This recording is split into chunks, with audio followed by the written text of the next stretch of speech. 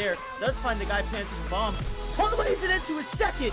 1v3 looking for the clutch, looking for the last two. He's gonna find one. Another one walks in with us. Absolutely a must-make because of the ease of easy them. What? The rest of his team is slowly collapsing. The Sombra is the last one alive, and Fluidex with the clutch.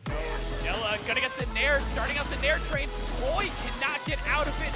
What are we gonna see? The forward air, then down air! Taking some form of space outside the spawn door, but Dragonblade's gonna look to take it right back with a huge shatter. Oh my god! Another pick! Another pick! Oh, he just keeps going and the pick bang! Hard point in the hand of the other team. Toxic tried to find one, finds a second. Does he get the third? Finishes off with the pistol! The entire team in front of him, and he's gonna find like the ace, actually! Push all the corner, and Gingy staying deep instead of going defensive like usual.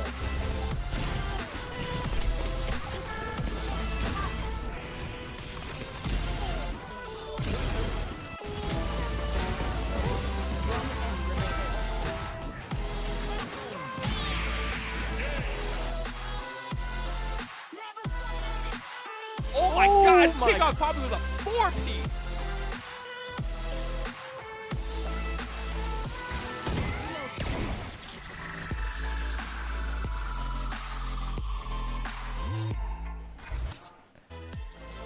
The day has finally come for the Shenandoah University Valorant team to leave their everlasting mark within the NACE Varsity Plus conference. They've worked their way throughout the regular season, only dropping one series to put themselves here in the grand finals, rematching against Grand Valley State University.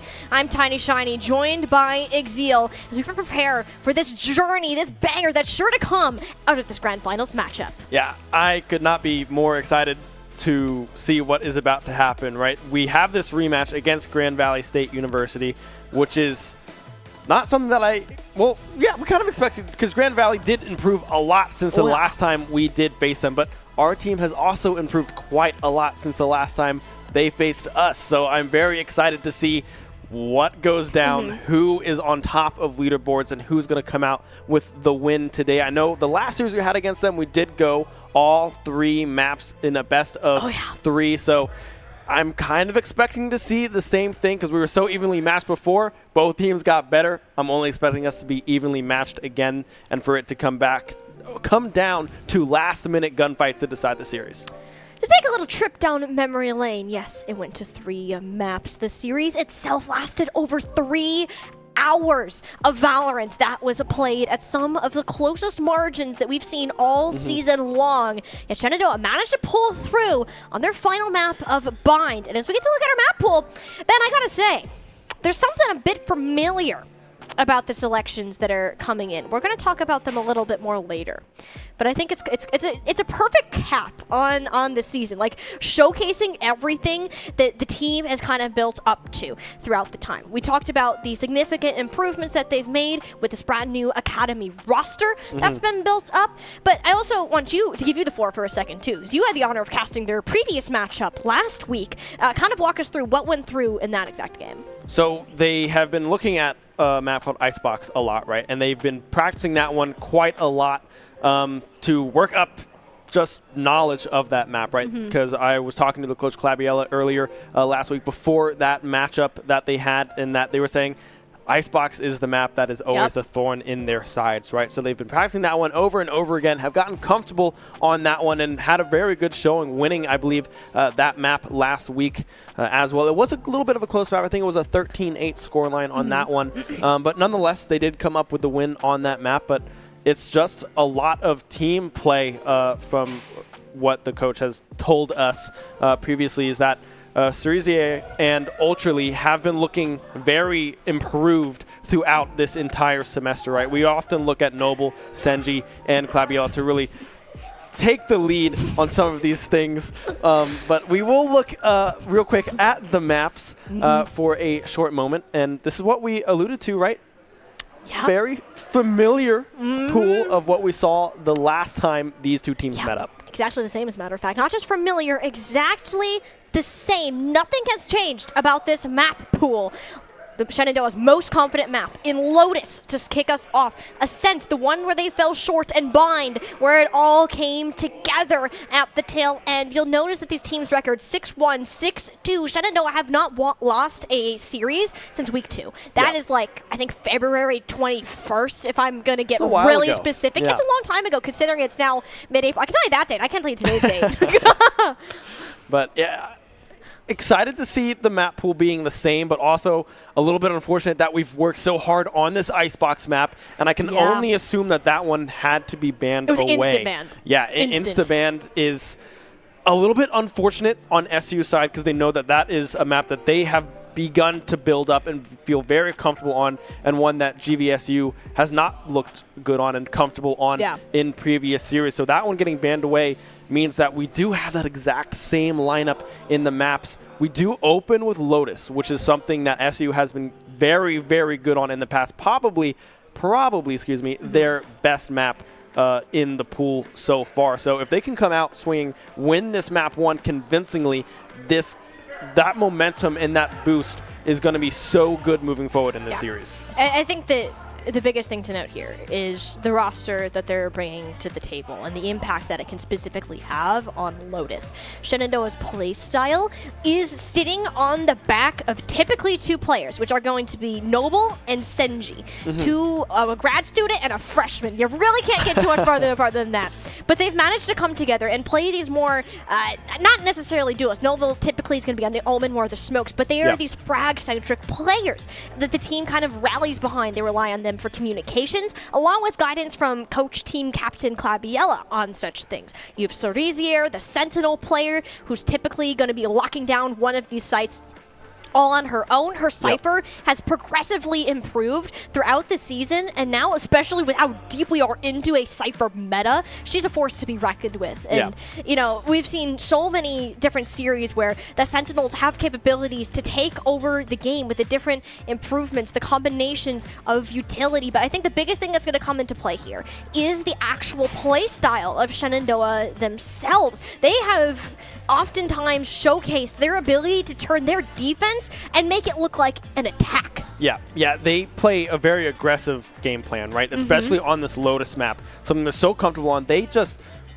pedal to the metal, right? They do not slow down. They are so aggressive when it comes to finding these angles, especially on this attacking side of Lotus. They're just so good at kind of balancing this A, B, and C site and really determining and just kind of deconstructing the enemy's setup on these defenses and on these angles and just playing it slow, but also when the time is right, they are able to just jump in there, get the kills, get the plant down, and play that post-plant extremely, extremely well. And that's kind of the name of the game. That's where Shenandoah started their series off strong, was because of their killer defense. I was about to say attack because it looked like attack, but they were able to get themselves off on the right foot. I do want to take a second to talk about GVSU's roster and some of the things that we noticed, particularly there. There was one player specifically, and I believe that was Tori, who often played more of this flex/duelist role in several of these maps, and she alone had the ability to take over a lot of these games and a lot of these series until Shenandoah adjusted to kind of keep her at bay. Adjustment's going to be key of the day. These teams haven't faced each other since, when was this? Like late March? Like middle of March, somewhere around there? Is when this series took place, And to think about how many improvements that the Hornets have made, you can only imagine what that can look like on the side of Grand Valley State. Yeah, and last series altogether, we could see so much improvement from this SU roster. Cerisier and Ultraly were anchors almost for this squad. We saw Senji, Noble, and Clabiola get some early kills, but sometimes they would fall a little bit early in some of these rounds, and it was up to Ultraly and Cerisier to really pull up that back end, and they were able to do so. And I can only expect that same kind of improvement came through from GVSU, right? Because it's been almost an entire month since these two teams faced off against each other in that first series. Extremely close. Everyone gets better with time, of course, especially with coaches on both sides putting in the work to improve to try to win this this conference, right, that they are both in, obviously, because they are facing each other, right? But very excited to see the improvements come through, and of course the play styles, and see if things have changed or shifted, and if adjustments are already coming through from what they remember from earlier on in their first series together. Yeah, when I was talking to the captain Clabiella a little bit earlier, just getting an idea of where the team's at heading into today, they had a lot of respect towards GVSU and their roster. Like, knowing, again, this match lasted well over 3 hours last time they played, and that's without delays, tech pauses, anything like that. That was just straight up gameplay. Yeah. And knowing that there's so many things that could have happened within the span of a month compared to now, you have to have the same level of respect. You need to treat this like it's just any other team heading into today. You can't go in all guns blazing like, hey, we beat them before, we can do it again.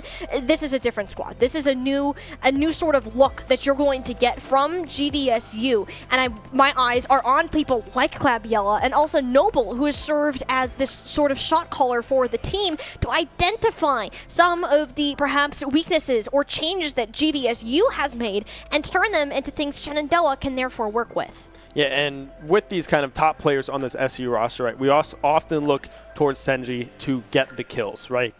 Excuse me. He plays a lot of that Jet Raze kind of combination of this agent selection. He is there to go in, get kills, get out, and just wait for reinforcements to come, right? He is able to find those angles and has the aim to really take on these 1v2, 1v3 situations sometimes and really pop off and find multiple kills before he goes down as a result of it. So if Senji's online, that is something that'll be huge for SU in the long run of the series. Absolutely. I mean, Senji in particular, I actually haven't seen him play yet. The last time that I casted Valorant for SU, it was Sacred End that ended up subbing in for Senji, as it was his birthday, actually. So he was out of town celebrating that. I know, right? That's so cool. Birthday. We do love a birthday. We all have one. It's awesome. We do. Everyone has a birthday in the same year. Do you know that? That's crazy. You know what? That is crazy. I don't even know how to cringe at that. It'd be like, wow. It's fine. Yeah. It was. Yeah. That's what I'm here for. You know. You know what? Hey, we gotta have one of each. You know. Yeah. Well, one that kind of keeps on track. One that like steers the bus kind of like off the cliff. Then you gotta like veer it back on track. And it's okay. Definitely. Yeah. Speaking of getting the right path, you know. Yeah, we do. We do have so much fun up here, and I really hope that the players in this match can do the same. Yeah. Like, even if it is a grand finals, like, this is what your citizens have been playing for. You've been practicing for this month, blah, blah, blah. You've heard the speech before. I don't want to understate that at all. But at the same time, like, you're putting hours in working with a team, learning how to communicate with them, and therefore win said games and carry that forwards to now a grand finals and a NACE Starleague, like any sort of title that you can get, even like a varsity plus division like we are now. These are some incredibly talented teams. GVSU's roster has even competed in the Valorant Game Changers, sponsored by Riot, and that is a very big tournament to have gained experience. Both of these squads know what competitive Valorant can look like at its absolute peak, and it's all going to come down to these first couple of maps. You mentioned before, Ben, that starting off on the right foot is going to be massive for teams such as the Hornets. Lotus is what they selected to go with their traditional double duelist strategy. Yeah, and I love to see the agents, already getting locked in. We see Senji on that Jet, Noble already on that Omen, Sreezier, the Cypher locked in, Ultralee's Breach, and we can only expect, the Raze for Clabiella coming through as well. This is a team composition that SU often runs and are very, very familiar in playing, right? So everyone's on comfort. So this is really, in my opinion, this is SU's map to lose. We haven't started just yet. They are starting on this defensive side, which is something really good to see. So very, very excited to see what happens when we jump into this. We see the KJ on the side of GVSU onto Sid there. Still hovering some agents, not too sure just yet what we want to be selecting just yet. Yeah, it is. Sid has always stuck on the Killjoy. Hasn't really been much of that Cypher player from last time, but again, big player to be concerned of is Sadie. Her Omen basically won the map of Ascent for Yeah. GVSU. She had several moments where she was just either acting less like a controller, but more like this duelist style. We talk a little bit, like usually we'll talk about that with Clove, right? But Omen isn't too far behind, and when it comes to more of this dual role sort of category, which is why many top teams prefer to do that. That's why Noble himself decides to play that Omen because of his incredible frag potential. Why not push that to the maximum with these options of your own?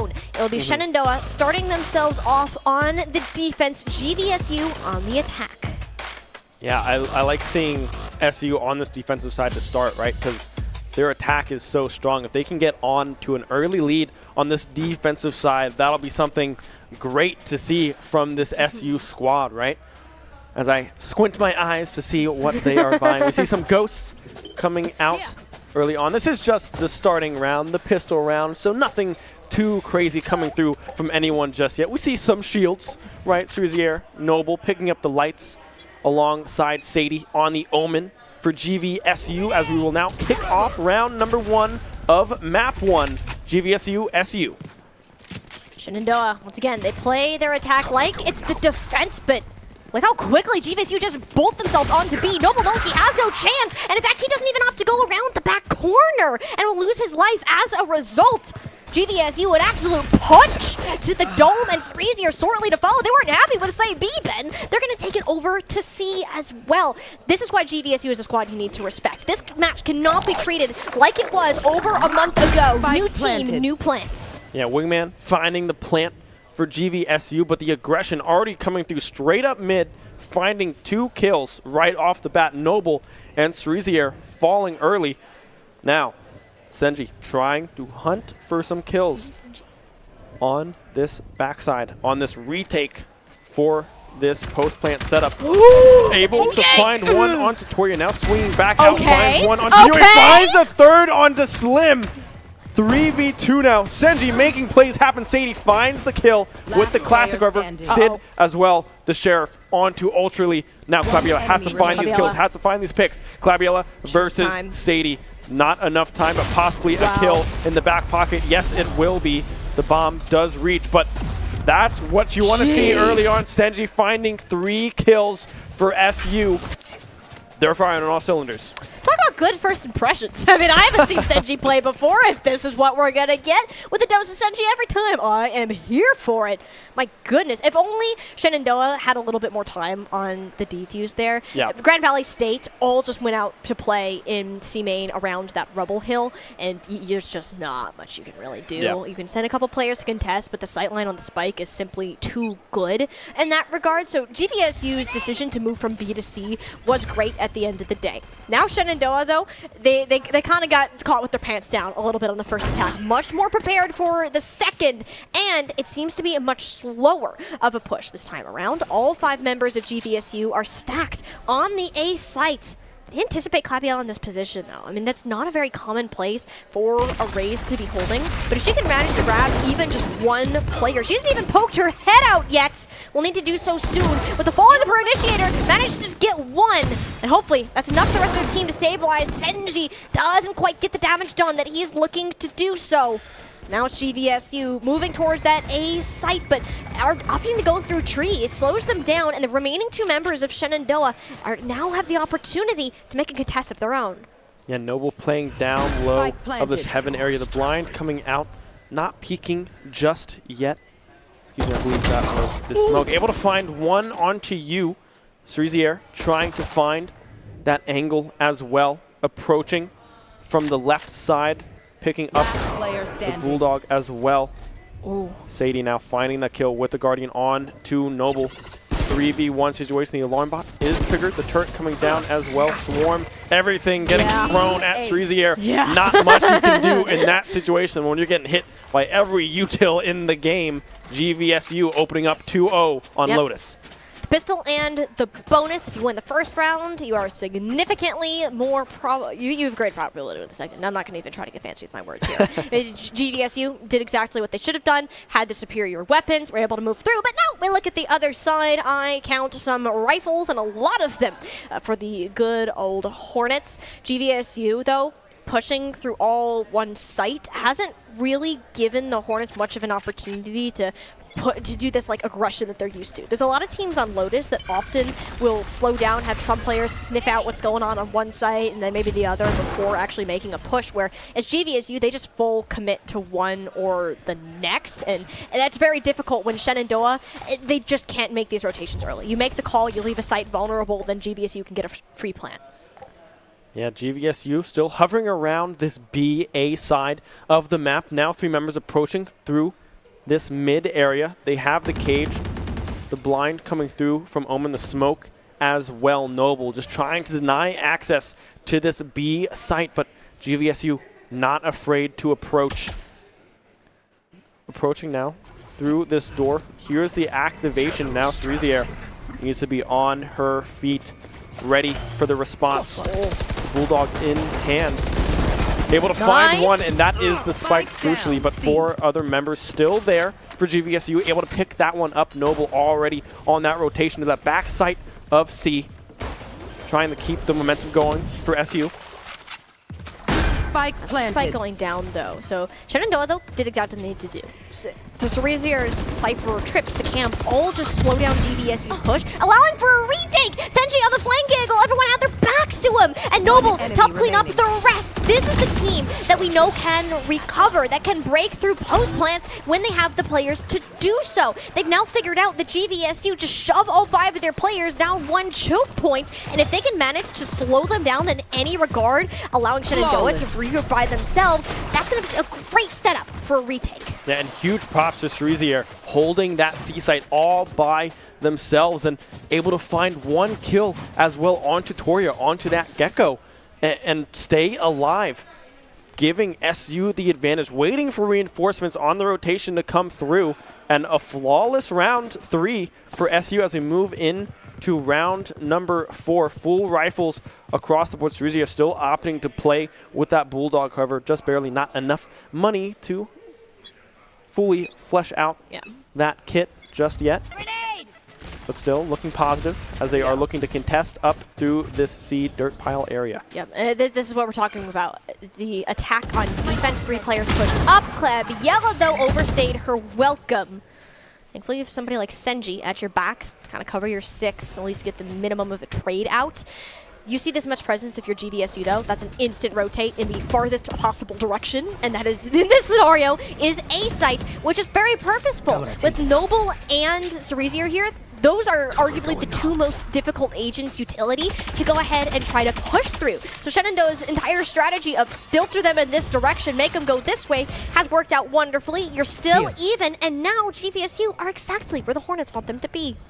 Now we see Ultraly and Senji playing towards his Hobbit area, walking through that door now. Ultraly getting aggressive onto Toria, not able to pick up that kill just yet. A sliver of health remaining on himself as well. Senji swinging wide, swinging out, trying to find that pickup. Sadie now opting to plant the spike. Ultraly does go down, but Senji and Cerezier in position. Cerezier possibly able to find more. That's 3 for the Cypher. All members down on the side of GVSU, and another round win for the Hornets. Cerezier has made significant improvements throughout this season so far. It went as even Claviella specifically shouted her out for the massive work that she has put in to improve on this Cypher, an integral portion to the current Valorant agent meta. And in situations like that where she's able to clutch, take an angle that Grand Valley State had absolutely no idea where she was, continues to be a pillar of stability for Shenandoah and a massive reason as to why their defense on Lotus is so successful. Yeah, now we see the scoreboard here. Senji does have a pistol, but I expect that the knives will be used in this round. Yes, the knives popped already. The concuss does go a little bit wide onto Senji there, but GVSU not opting to push up through this A site. Instead, it's looking like it's going to be a full C push yet again. Cerezier falling back to the back of that site on the camp. We'll spot everybody on this C site. That is now time for rotations for SU coming through. Cerezier not going to push their luck just yet. Spike planted. Waiting patiently for reinforcements to arrive. Door activated. Sid in position by this dirt pile. Ultrally able to find one. Oh, they're all over there. Cerezier finding a second for you. Clabiella now the rocket activated. Blast pack in. Not again! Be able to find one, but you able to find the response with the Sheriff, the kill. The knife still up. Oh. Slim will find a rocket time. response They don't have time. again. Now it's going to be Ultrally able to seal the deal. Gets the defuse and gets the kill. In addition, 3 rounds in a row for the Hornets. Ultrally, his team crumbling around him, and he's like, you know what, guys, I got this. Don't you worry. Your sacrifice shall be worth it in the end. I can hear the call from their eyes. They're like, stick, stick, stick, stick, stick. And he did. That's all it takes is some sheer guts to defuse the spike, and arguably with how much of a pop-off performance that Slim just showed us, it wasn't looking too hot for Ultrally in that exact situation. So the fact that Shenandoah can win a round that was as costly as it was, you take that win any day of the week. And now you can even save up for a Senji up. Senji does have the operator, something that they love to utilize in this whole game, really. Valorant doesn't matter the map. If Senji has an op, he's going to try to use it. Lockdown. Attacker, lockdown, excuse me, lockdown, like you say, does come down over towards this C site. Backing out now is SU, just going to try to play for this retake.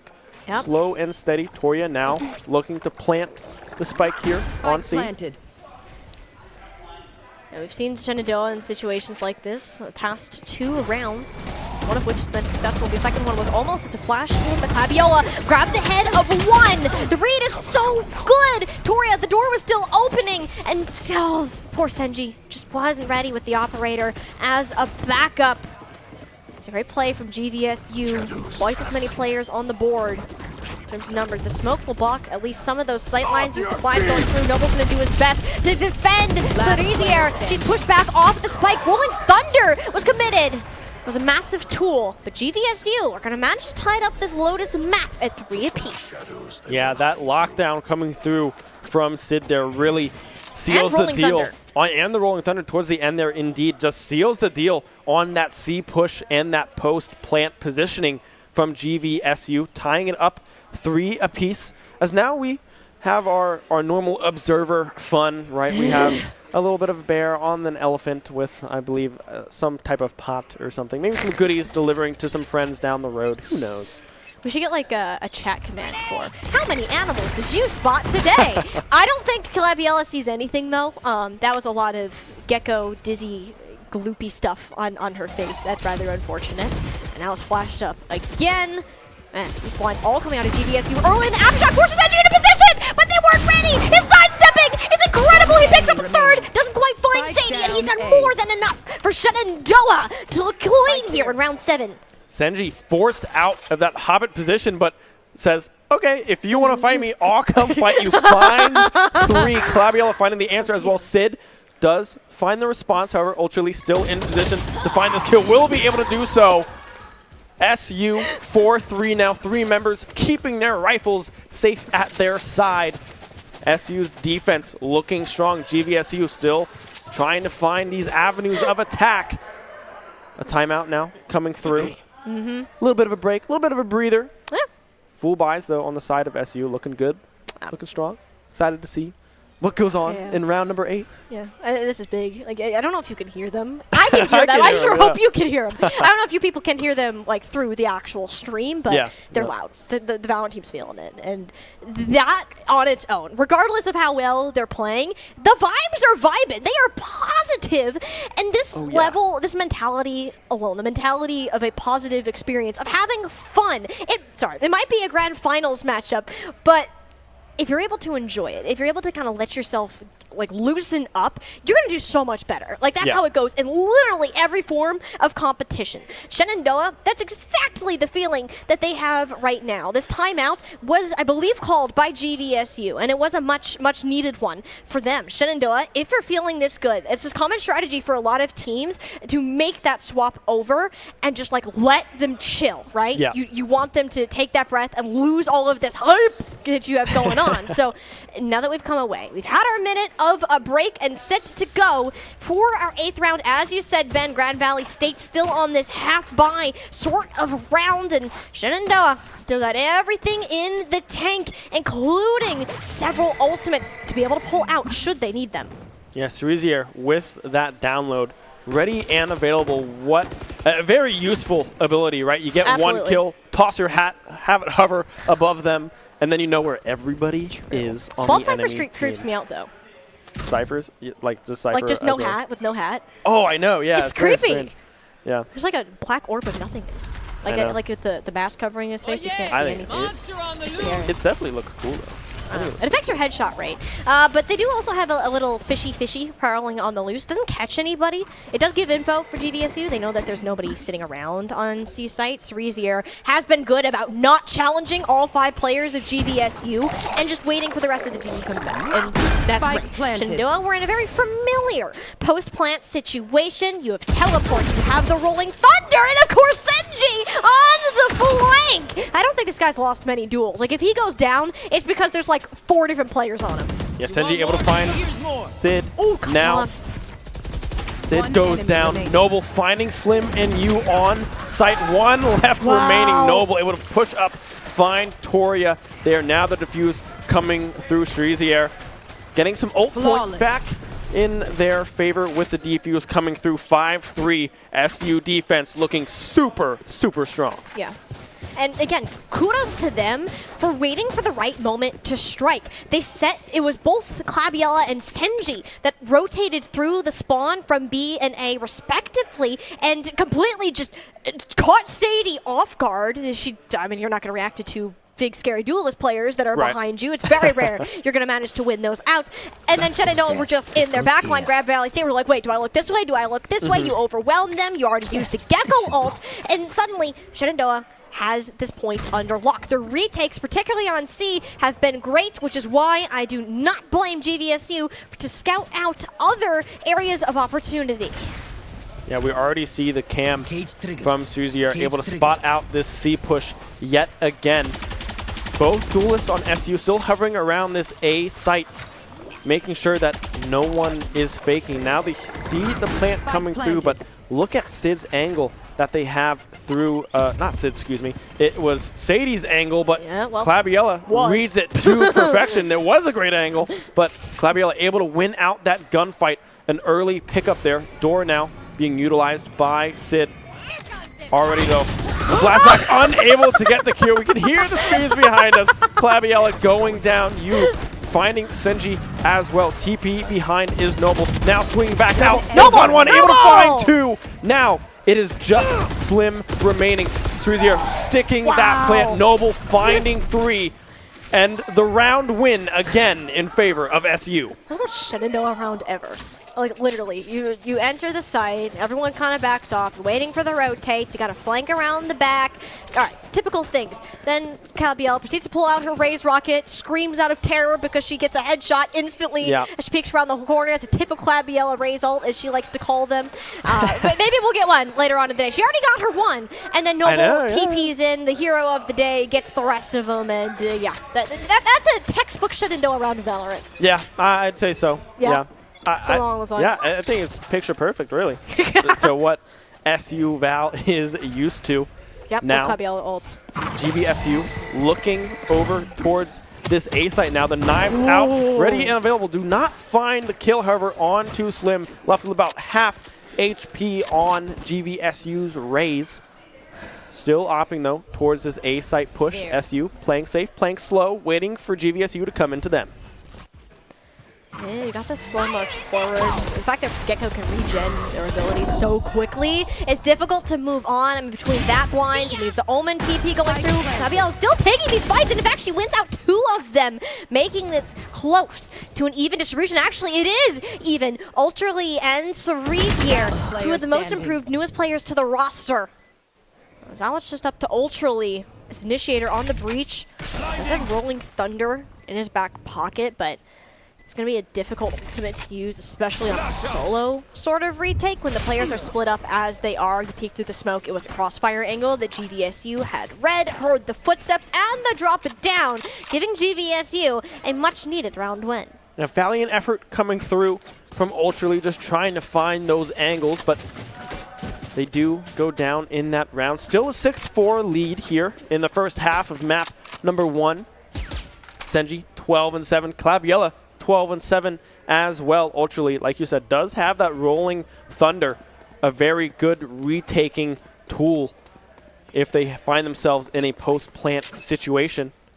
GVSU posturing around to see take yet again. Senji with the operator finds one off rip. No, finds pick him the again! second. Toria, what are you doing? Oh, you peek the guy once and you die. You peek him again? What do you think's gonna happen? You're gonna get a lollipop? A Well, third? you do not get one. Senji, there's surely no way they do this again. You know that the op's there.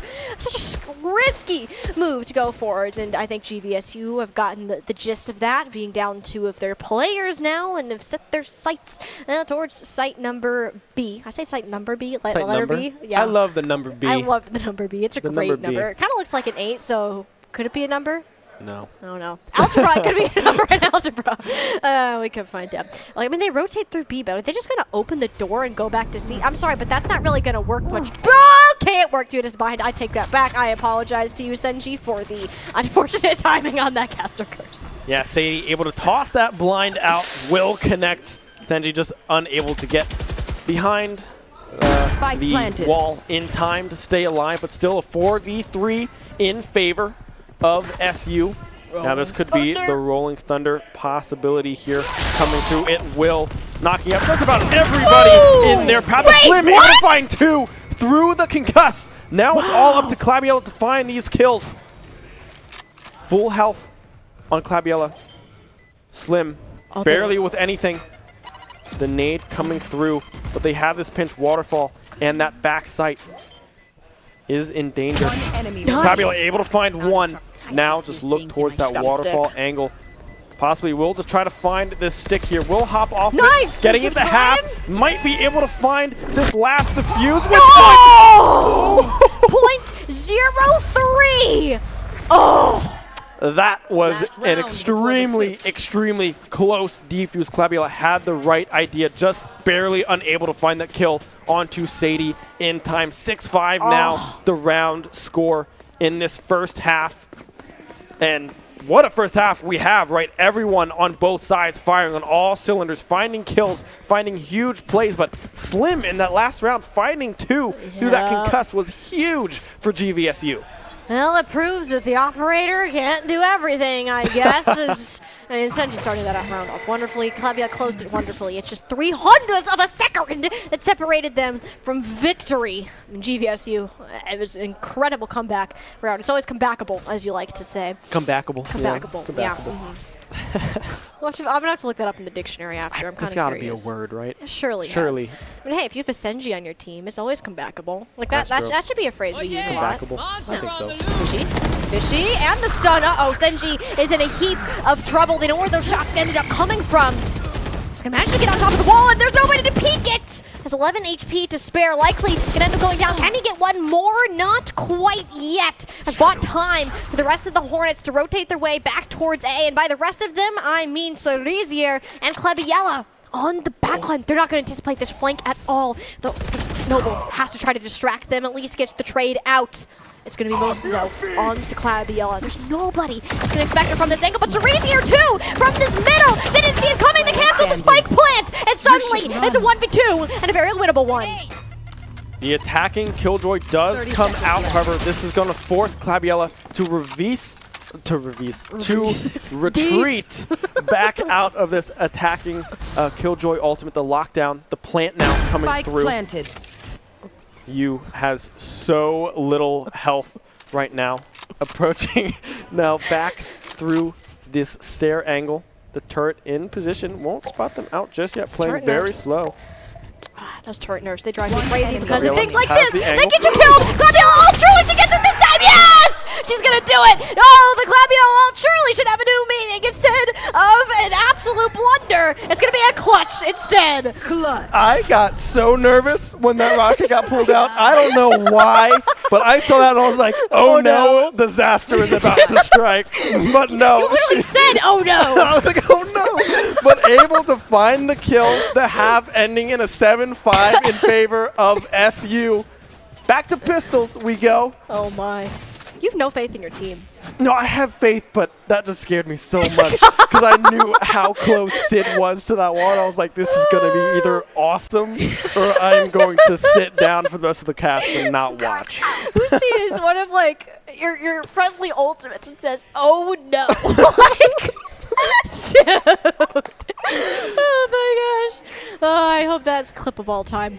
I mean, if you've watched our Valorant matches, you'd understand. You would get it. You would get it. On the context of today, though, Claviola does have the majority of the wins on her ultimate. That is we true. won't be seeing it for a while, though, being as its pistol, and now Shenandoah are on attack, and this is how the style they usually like to play. In comparison to GVSU, they're doing the thing where you kind of stick your little nose in on one side, let's check out what's going on over here, then you go back and get the spike depending on what that situation is. And it's often due to somebody either on GVSU getting a little bit antsy and moving forwards, or you just managed to grab a pick out of the back. That was a jump scare. Who did that?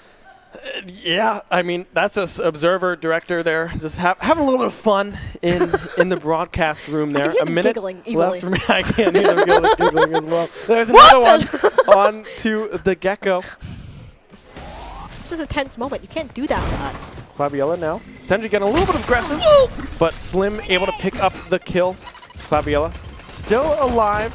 Contesting Slim yet again. Toya, however, will find a response onto Ultraly, playing around this ruin.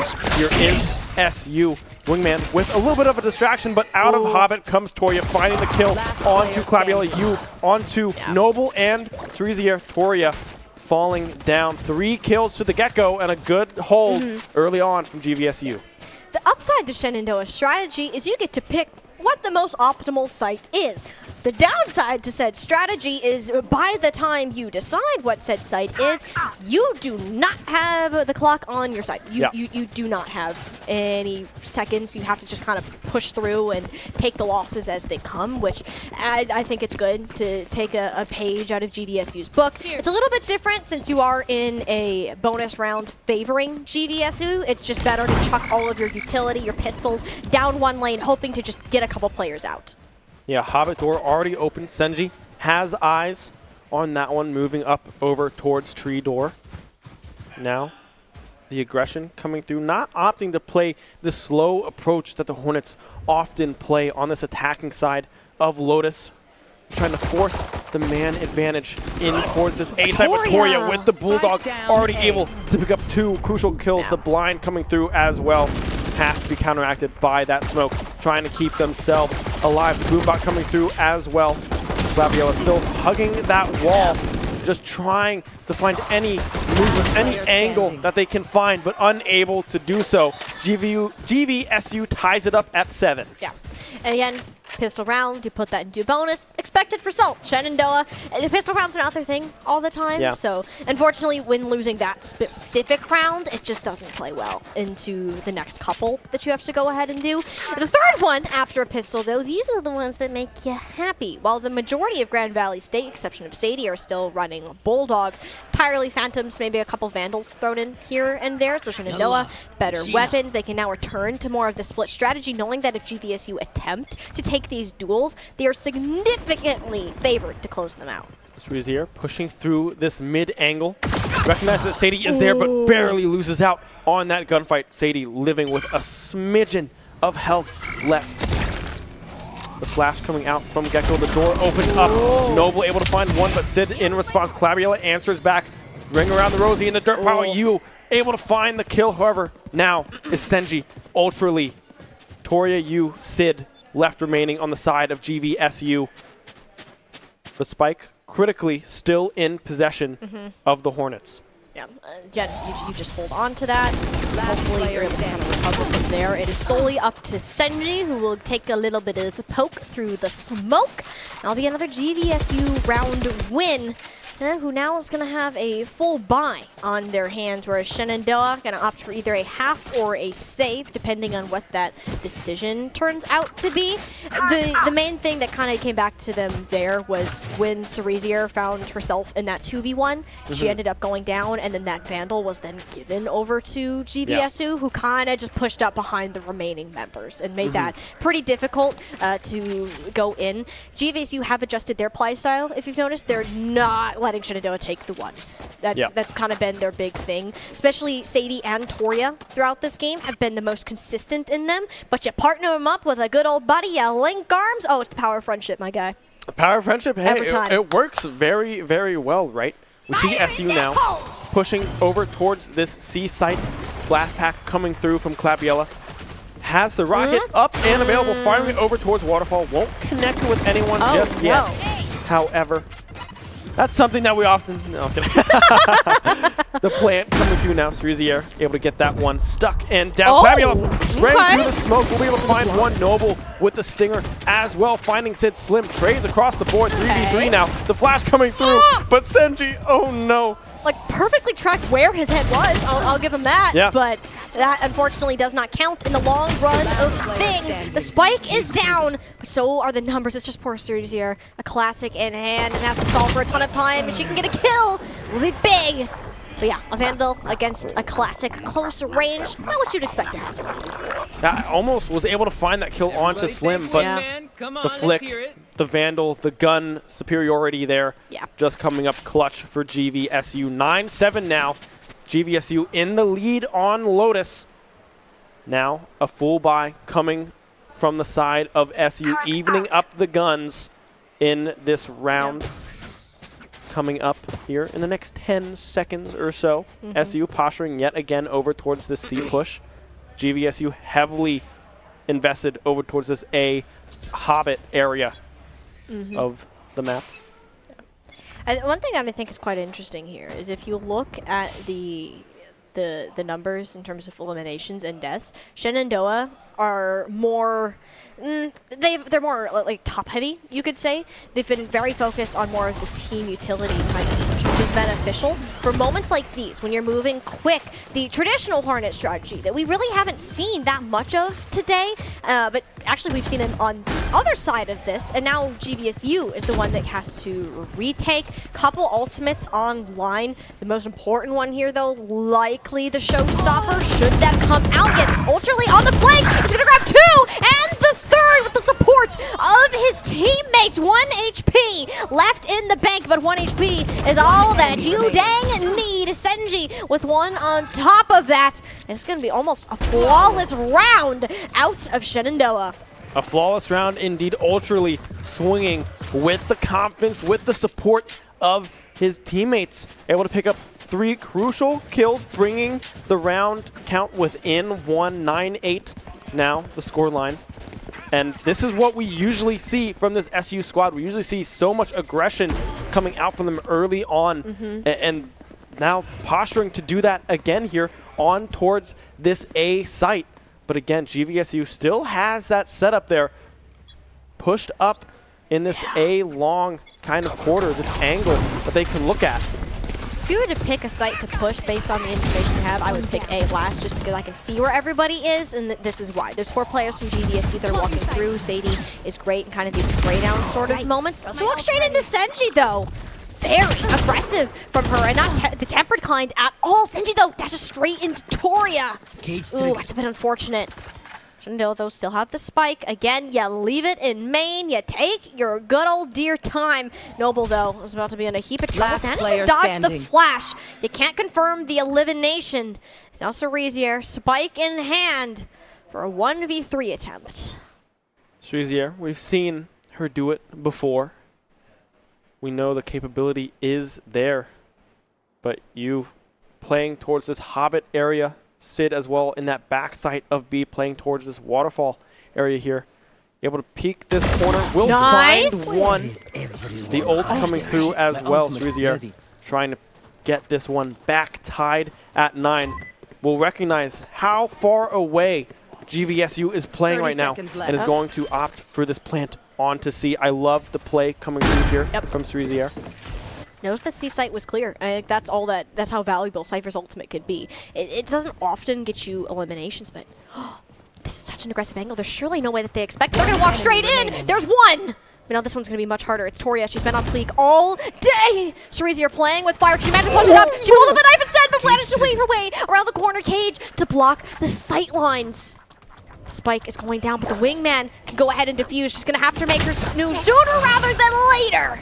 It'll be Toria to close it out. Cerezier, though, that was a lot closer than many would have expected if anybody was in that scenario.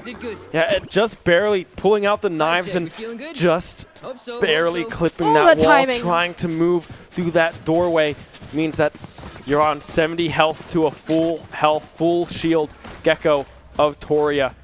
10-8 now in favor of GVSU, 3 rounds away from winning map 1 on Lotus. Claviella. Senji now has the knives up and available again. Yep. Most likely going to see those come out from the Jet here as they are looking over yet again towards this C push. We'll hear the voice line come through, knowing the knives are now out. Blade Storm is active. C is a risky site just because, like, look at the little KJ thingamabobs on the ground. You gotta destroy them, or you can just straight out flash them out of the way. Here. Oh, Senji's so aggressive already because they know the players behind them. In the waterfall, no! Sadie on the flank with the other initiators, UA. And that's the Blade Storm done and gone before one knife even went flying through. Cage triggered. At the cost of the Shenandoah plants. Noble evening up the playing field. Teleport on through. Sadie, the only one on GVSU, managed to catch Hornets player off guard. We'll have the wingman on the defuse. You have to force peek. It's getting a whole lot of nowhere. There's 3 players to push through, but they're beating him to him 1 by 1! Noble holding the angle, holding himself down. He's like, you shall not move me. Give me the ones all day. Noble coming up huge there towards the later half of that post plant. Wingman tries to stick it, but GVSU unable to come through with the kills at the end. 10-9 now the scoreline. Very, very close map 1 to what is expected to be a very, very close series. Yeah. Full buys coming through from the side of SU. A save round now for GVSU. SU looking to tie things up at 10 here, are extremely favored in the gun department. Shields as well. This series is just as close as we anticipated it to be at the start of the day. Shenandoah's most confident map in Lotus. They're making quick work of it. Claviella vaulting up and over. Goodbye, Sid. And now they can push into the spawns. That's where players often setting up on A are going to rotate from. This time, though, smoke in Waterfall. Thank you. No more little sneaky plays from good old Miss Sadie. GVSU, though, are walking straight into both Senji and Claviella. This is the importance of playing aggressive. You deny your opponent's space, they're not ready. And of course, Senji is just a freak of nature when it comes to this Jet gameplay. Sadie, sliver of HP remaining. You can breathe on her, and she'd about fall over. It only takes 1, but she still got 2 on the share. 1 more bullet, though, to put it all down, and Shenandoah tie it back up again. Yeah, Senji finds 3, but Sadie able to deny 2 rifles from the side of SU, forcing them to have to buy. Ultrally unable to even get a full shield now. A timeout coming through. Tied at 10 on Lotus. SU on the attacking side, GVSU on the defending side. Rolling Thunder available for you. Few ultimates across the board. So 4 more rounds, though, on this on these respective sides before we potentially hit an overtime. I feel like we're going to hit overtime at least once today. It feels like it's in the cards with how close that these 2 teams have really been battling it out. But, again, Senji and Claviella persistently, not only with the aim game, but also the good old-fashioned brain game of, this is where I'm going to position myself. You're not going to expect it, and I'm going to force you to give me the ones. If you watch, like, especially Senji or Claviella in these moments, where they kind of move in these gunfights is that they're trying to isolate a single player so that they're not looking out in one direction or they're about to get crossfired, right? They're moving around so carefully mentally, and they're thinking about it the entire time. Like, I could never. The level of awareness on these players is absolutely ridiculous, but when it's on both sides just like this, and you're going to get games that are close, that are tied up at 10-10, very few to go, and potentially even in an overtime on the way. Full buys on the board, and it's a quick dash through to open an A push. Yeah, A push indeed is the posture. We can see GVSU heavily stacked 3 members over towards the C site. SU, the timing of their switch-ups, knowing where they want to play. Senji just barely staying alive. You trying to find those kills through that Hobbit doorway, but unable to do so. The rotations now coming through from GVSU. Noble, however, still does have that ultimate up and available if they do opt to find a TP play.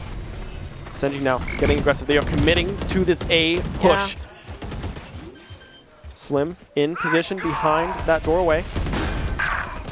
Senji finds one. Sadie finds the kill in response. You and Senji both down. Ultrally now getting aggressive. Will possibly find the kill onto Sadie. No, Sadie with the flick. Sadie finding 3. Claviella falling as well. Noble, Strezier, the only ones left standing on the side of SU, playing through this tree. Strezier finding 1, finding 2. Sadie, however, finding the 4th. Toria now with the defuse. Wingman able to seal the deal there. 11-10 now in favor of GVSU. I mentioned Sadie at the beginning of the series, and this is why. Yeah. when Sadie's on, she's on. And if you do not have something lined up to stop her, this is exactly the situation you're going to end up in. Yeah, she just was able to do the exact same thing I was talking about and isolate each individual player. You hit a headshot, maybe a body shot, depending on the range of the Phantom, and that's all it takes, right? She did it 4 times over and got GVSU up towards another round. Shenandoah's economy, though, had a pretty hefty cushion to fall back on, so it's just like we're going to run it back. Actually, a bit of deja vu. The dash, the nade.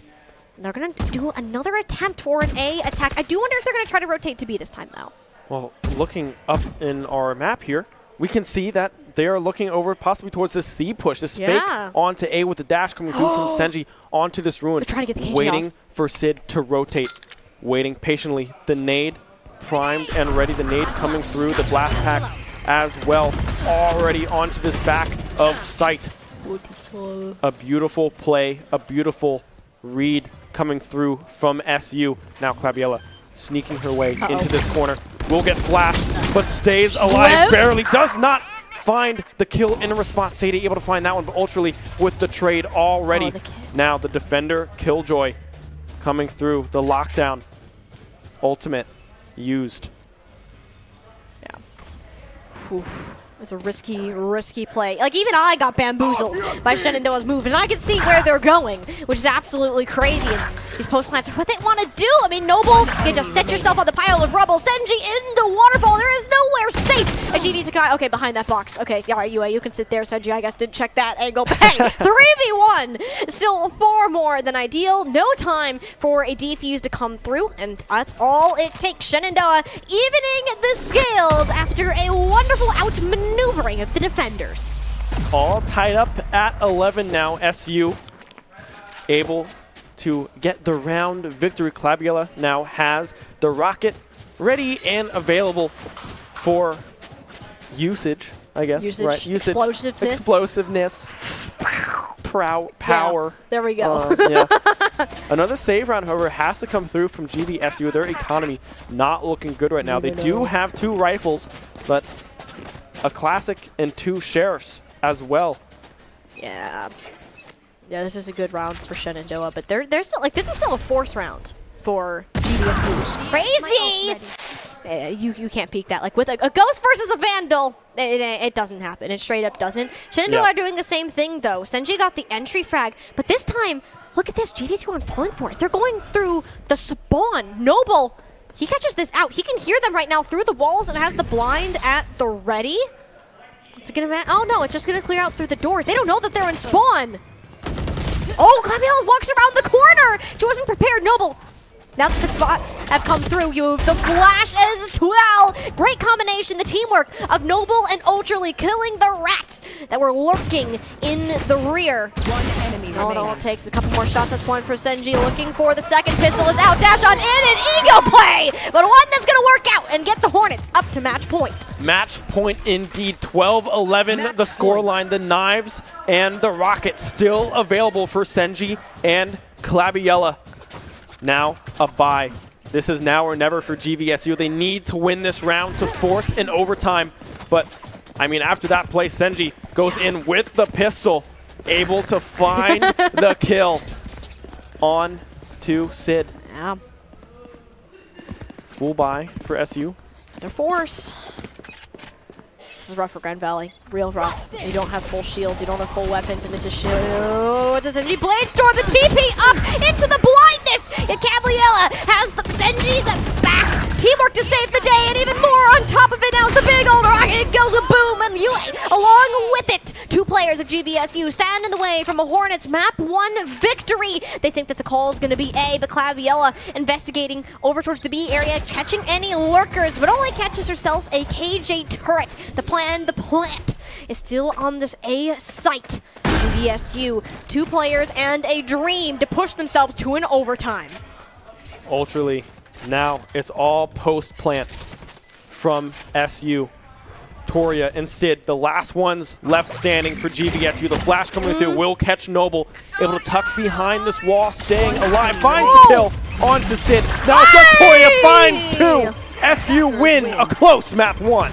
13-11, Ben, it does not get much closer than that. I see them standing up, I see them smiling, and as they should be. It was a wonderful show of events. GVSU came out swinging, winning both the pistol, the bonus, and several after, but the Hornets managed to stabilize and in fact equalize. Instead of playing this attack on defense, as we talked about, they played safer. They took more cautious approaches after seeing how GVSU push all 5 players down. You switch it onto the attack. You just bum rush them. You have Senji on 1 point. You take these slow pushes. Okay, you'll get a pick from Senji. You full on push onto another site. Like, they had the plans. They had different runs of default to go down, and there was enough different strategies that were thrown in there. The variety did not allow GVSU to catch on to a general plan. Yeah. They couldn't come up with a counterplay because they had no clue what the Hornets were going to go for. Yeah, and that's something that I love, especially about this Lotus map and the way SU plays it, is that they do not just do one thing, like you said. They just throw everything everywhere. We're going to go C, we're going to go B, we're going to fake B, go C, fake A, go all the way over to C. They do a whole bunch of different stuff. But at the beginning of that attack round, they weren't able to pick up those early rounds. It became a 9-7. They had to claw back and tie this one at 10. Then it was tied up at 11. Yeah. And that's when SU started to be like, okay, let's just play fast, right? Exactly. They played those early 4 rounds on that attacking side very slow, calm, cool, collected, and they weren't able to get anything out of it. Instead, they opted to then switch their game plan, play fast, play with a lot more tempo and pace, and GVSU just wasn't able to keep up, especially with Senji, with these dashes going in, finding these crucial kills.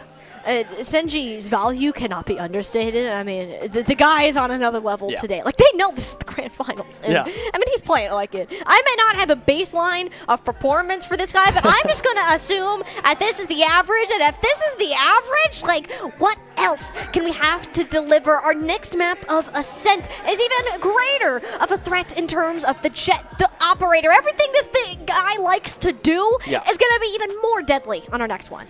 Yeah, and especially with, like, I mean, this is just a map that everyone knows how to play, right? So it's something that we expect SU to be prepared for, practice. This is stuff that we saw in our last series between GVSU and SU. This is the exact same copy-paste this series, only this time 13-11 map 1 on Lotus. Extremely close, expecting a very close map 2. A 24-round banger to start off our NACE Starleague Varsity Plus Grand Finals. And we have at least one more map to go. So don't go anywhere. We're going to be back with the Shenandoah University broadcast in just a couple of minutes.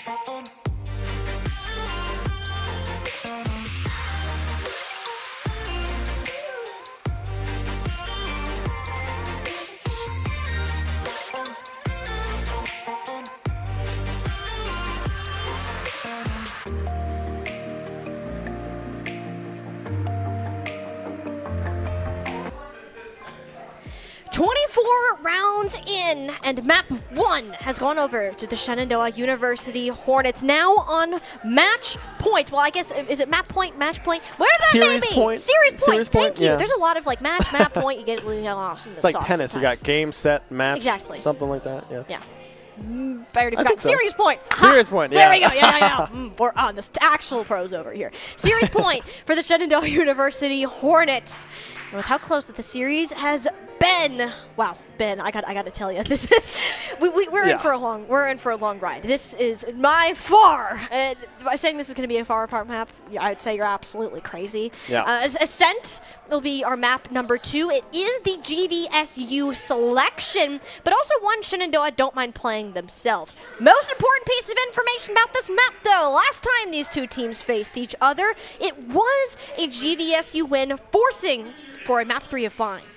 Yeah, and SU obviously trying to avoid that scenario, but like you said, last time they faced off, this is the GVSU selection on Ascent, the map they are most comfortable with playing. We were expecting to see some standard stuff like the Sova, like the KJ come out yet again on this map selection. It's up to SU to see if they want to match that agent selection with that Sova, with that KJ, or possibly just run that Cypher yet again and just put Cypher on A or B, let them by themselves, scope out some information, and then go off of that on the defensive side of things. And yeah, so expecting another close map, right? The first one, 13-11 was the round count. So very intense map 1, expecting a very intense map 2. Slightly GVSU favored, but we'll have to see. Yeah. Another thing, too, is that we saw reviewing of last map for all of my new people. Claviella and Senji, our duelists, ran the lobby in terms of these eliminations that we were getting, these frags, these flanks, a couple of key F words, but not the one you're probably thinking of. And when you're moving forward into this map, I bring this up for a specific reason, is this is the one map that Shenandoah do not implore their double duelist strategy. They stick for the traditional 5 of Ascent. So you're, of course, Omen, KO, Jet, KJ, and my good guy Sova, which Abby Claviella will now be picking up. Very, very different from the Rays, and an integral part to how the map of Ascent is played. It's consistently about gathering this info with the lineup that it causes. And we see on GVSU side a Phoenix hover right now. Will be interesting to see if that one gets locked in for Sid here. Will be the Rays coming through. Sova and KJ also getting hovered again. Toria and Sadie picking those ones up most likely.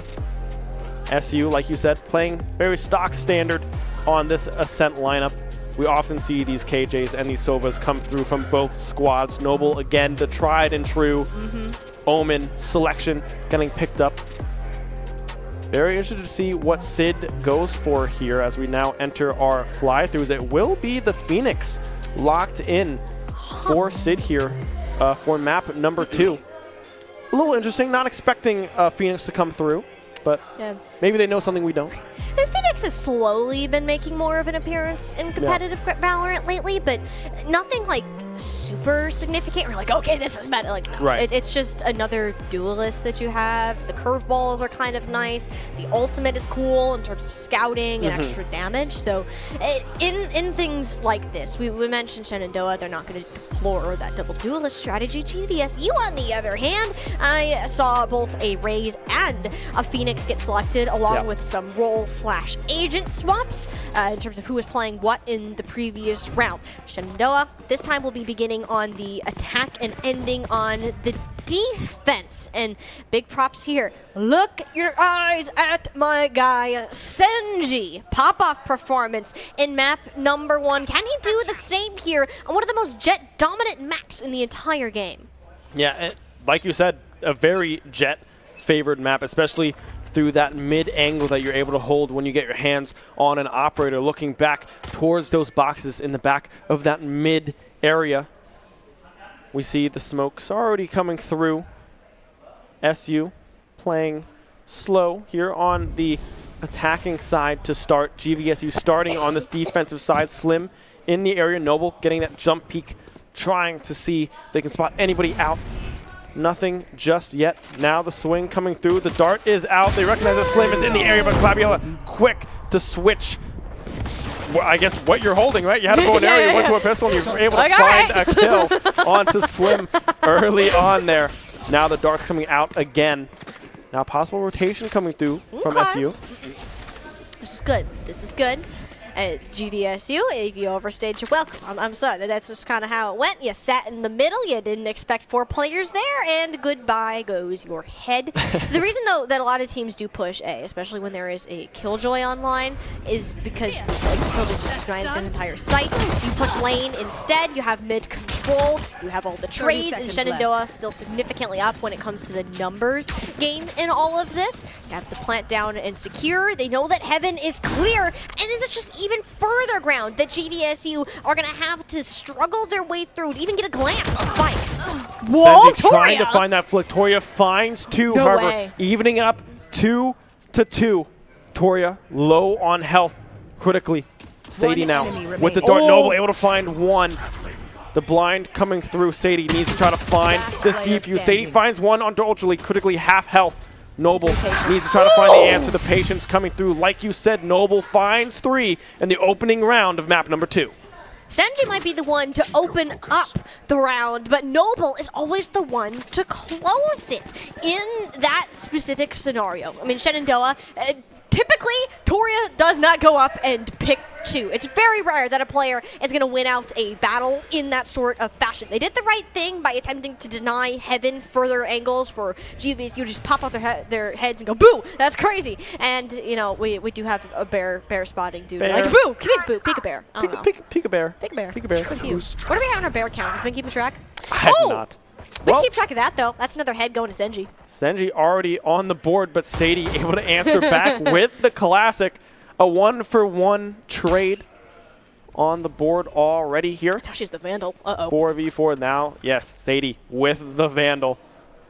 Danger approaches this mid-angle. But Clabiola still alive. Peeking through towards this tree area, trying to find some shots on with the Guardian Noble as well with the Phantom moving over towards this A site. Clabiola with the shot onto you, able to find the kill in mid. 4v3 now in favor of SU, still hovering over towards this A site. Slim in a great position, tucked over towards those boxes, as well as the crossfire from Sadie through tree. Here. I can tell you that Clabiola did not expect to hit that. Given the, oh my gosh, that I just heard behind me. I was there with Piercing Box in tree. Now that she has that area of control, it's Ultra League's time to dash on in. Still has full utility as a KO, which is going to be big for identifying where players are. Well, I mean, you already know where Sadie is. You just kind of heard her fire that Vandal that she has access to. Danger indeed, approaching the site. Should they need to use it? The door is closed. She's not going to check the angle because how often does the player sit in your backs in the tree? Well, not often, but you got to be a little sneaky sometimes. Don't let your opponents find you. Big tax now on Toria. Grabbed a couple last time, but classic in hand. Shenandoah almost full util on their side. This one is better off. Going to be saved and rather pushed for maybe a couple exit frags on the way. Yeah, trying to deny a rifle is Toria. Clabiola able to find the flick. That's 3 again on 1 member of SU in the second round of map number 2. Clabiola able to find 3 there. Now a full buy opportunity coming through from the Hornets to really get this momentum rolling in their favor. Do you remember when we talked about Shenandoah's kind of struggle to win these pistol rounds? Yeah. And once they do, they get the bonus, and then that's cool. And then after that, typically the other team wins because they have good money. Shenandoah have now managed to win both the pistol and the bonus for the first time today. And actually, since the last series, believe it or not, they did not win a single pistol round. Yeah. And now have pretty decent weapons to go ahead and pull out. Exception of a sheriff, but hey, it's Senji. He can do anything if you give him like a stick. Like I'm not too Give worried. him a nail, like paper, like cutter or something. No, maybe just a paper. Maybe just a piece of paper. Stapler? I don't know where Maybe. you're going with I think I meant to say paper, but then I tried to add too many words to it, and it fell apart very, very I thought you were like quickly. trying to describe like a piece of office supplies, and I got confused. Yeah. No, I just meant paper. But I tried to add many, many more words to... Too much fluff. Yeah, too much fluff, indeed. But Fluff. Fluff is a great word, but... Fluff. Have you had like the marshmallow fluff? Oh like my the, gosh, I haven't had that in so long. That's good stuff. All right. It's very good. Get some marshmallow fluff, guys. I mean, Peanut butter and jelly, like with fluff. Sorry, I'm getting That's a sidetracked. new one. I can't say I've heard of that one Oh, before. it's good. Well, maybe not the jelly, like the fluff in place of jelly. Nutella? Let's focus on the game. We have a little bit of an approach towards A here. The spike still back towards this attacking spawn. 40 seconds remaining. It looks like it's going to have to be A or nothing for the Hornets if they're looking to win this round number 3. 30 seconds left. Typically just takes some time to sniff out in mid. Senji with the dash, it keeps him alive, but not for long. This is second for Sid on top of it. Shenandoah. It's kind of one of those rounds where they kind of sat around the A main for a little too long, and by the time they had to make a move, it was forced, it was rush, and you go in and like you see death all around you, but you have no choice but to trudge on forwards. That's what round number 3 is. You didn't have all the rifles, and you didn't have the big scary guns, so GVSU can get their first round win here on Ascent, forcing a reset out of Shenandoah's economy. Yeah, full buys most likely coming through again from SU, but like you said, the economy now heavily kind of in that even state that we often see after these round 3s. SU winning the first 2. GVSU bouncing back with round 3 victory here. Toria already getting set up on this B site. Yeah. SU also looking towards this B site push as well. Noble still kind of hovering She knew. over towards that site. And yeah, ready for that dart to come through. Able to shoot that one down. I'm sorry, I was just really impressed by that. I- Like, who sent I that definitely exact? would Like, not. it landed right on her crosshair. Yeah, I would not be able to hit that shot to save my life. She's been studying the average Jonas. The average videos Jonas? and all of his Sova lineups. But hey, it's enough. Like, they don't gather info. The dart gets destroyed, but what else do you get from there? Shenandoah are on site. A lot of teams do not push onto this exact site because they're afraid of this either Killjoy util or the other end. But JVSU are so used to the Hornets pushing on A, they didn't know what to do as soon as the call was in the direction of the other objective. Spike now down, and Shenandoah doing the thing that I love, and it's not holding backside, it's holding up. I do like it when they stay alive, though, so Clabiel losing the one out in market. That's a bit tricky to go ahead and work with. Senji is spotted out, but he's going to go ahead and peek it anyways. Gets one, gets 2 before falling, leaving it all up to Cerisier. Oh, and she turned away at just the wrong time for Slim to grab this defuse, and for GVSU evening up the series. Yeah, that was Sid's ultimate, however. So a little beneficial, but will end in a 2-2 through the first 4 rounds of Ascent. And like you said, SU had the setup, but just unable to win those crucial gunfights through market. Toria able to find some crucial kills towards the backside of that fight, alongside Sid as well. Able to cap that one off with the kill on Struzier towards that back site. Now another save round coming through from the Hornets. Pistols and Stingers, Spectres in hand. And a full buy on the side of GVSU as we approach and go in to round number 5. Yeah, started off by shooting some good old robots. As adorable as they might be, they should scream the word danger or have like a disclaimer on them. What also is danger is playing with scissors. Senji got just in front of 2 and unfortunately can't find the elimination. I don't even think any of those knives ended up hitting. A rare moment that we ended up seeing from him. Senji, historically this massive duelist that can make these entries, yet the one moment he falters. SU unable to fall back, leaving only Cerisier fighting a rather difficult battle, to say it very lightly. And it'll be GVSU winning their 3rd round in a row and overtaking the Hornets. Yeah, now the economy is going to be heavily in favor of GVSU. Going to half Spike there, spreading around the ult points on the side of GVSU. SU now, that was a save round, but unable to pick up some crucial kills there, especially with Senji using the knives. Unable to pick up the kill on Toria on that entry, on that dash. But now Senji, with full buys across the board for SU, opting possibly to peek through this mid area, but right now, KJ, Toria not fully set up here on this B site just yet. Now putting down the turret to possibly spot out a B main push coming through from SU. Got the read on the arrow. Is the arrow going to show up? She's waiting for it. She's waiting for it, but I get this. The Sova is not really in that general area. Yeah. And Shenandoah are opting for this B push, which they haven't really found much success with so far. I love me some turret cam. Thank you very much for this, Observer. I love didn't know. I never knew it was something that I needed. But Yeah, now right. that I've seen it, I want it more. Now I know what the turret sees. Exactly. Like, I've always wanted to, like, look through an object's eyes, and that's exactly... Where did that... I don't think that's the lineup she was going No, for. no, I don't. So I wouldn't think so. I certainly wouldn't hope so. Yeah. Yeah. Well, okay. hey, it happens. It does. It Hey, happens. you'll get another one later in the round. It's okay. Yeah. Yep. You have Hunter's Fury to clear out back. Like, if you, it's an alternative. It's an expensive one, but it's an alternative. And drones on the board too. I don't like it when teams full push through B main, and thankfully Shenandoah don't seem to like it either. That's Sadie caught off guard. Massive pick off. GVSU have not rotated themselves off of the A site so far. Claviella closes the door, realizing she was about to lock her teammates out of the point. Breaks that real quick. And SU can start moving forward. They do lose out on Senji. Senji's really been contested here on this map of Ascent. GVSU have taken extra precautions to make sure that he really can't do much. Ultraly able to find one onto Sid. You able to find the pick back in return.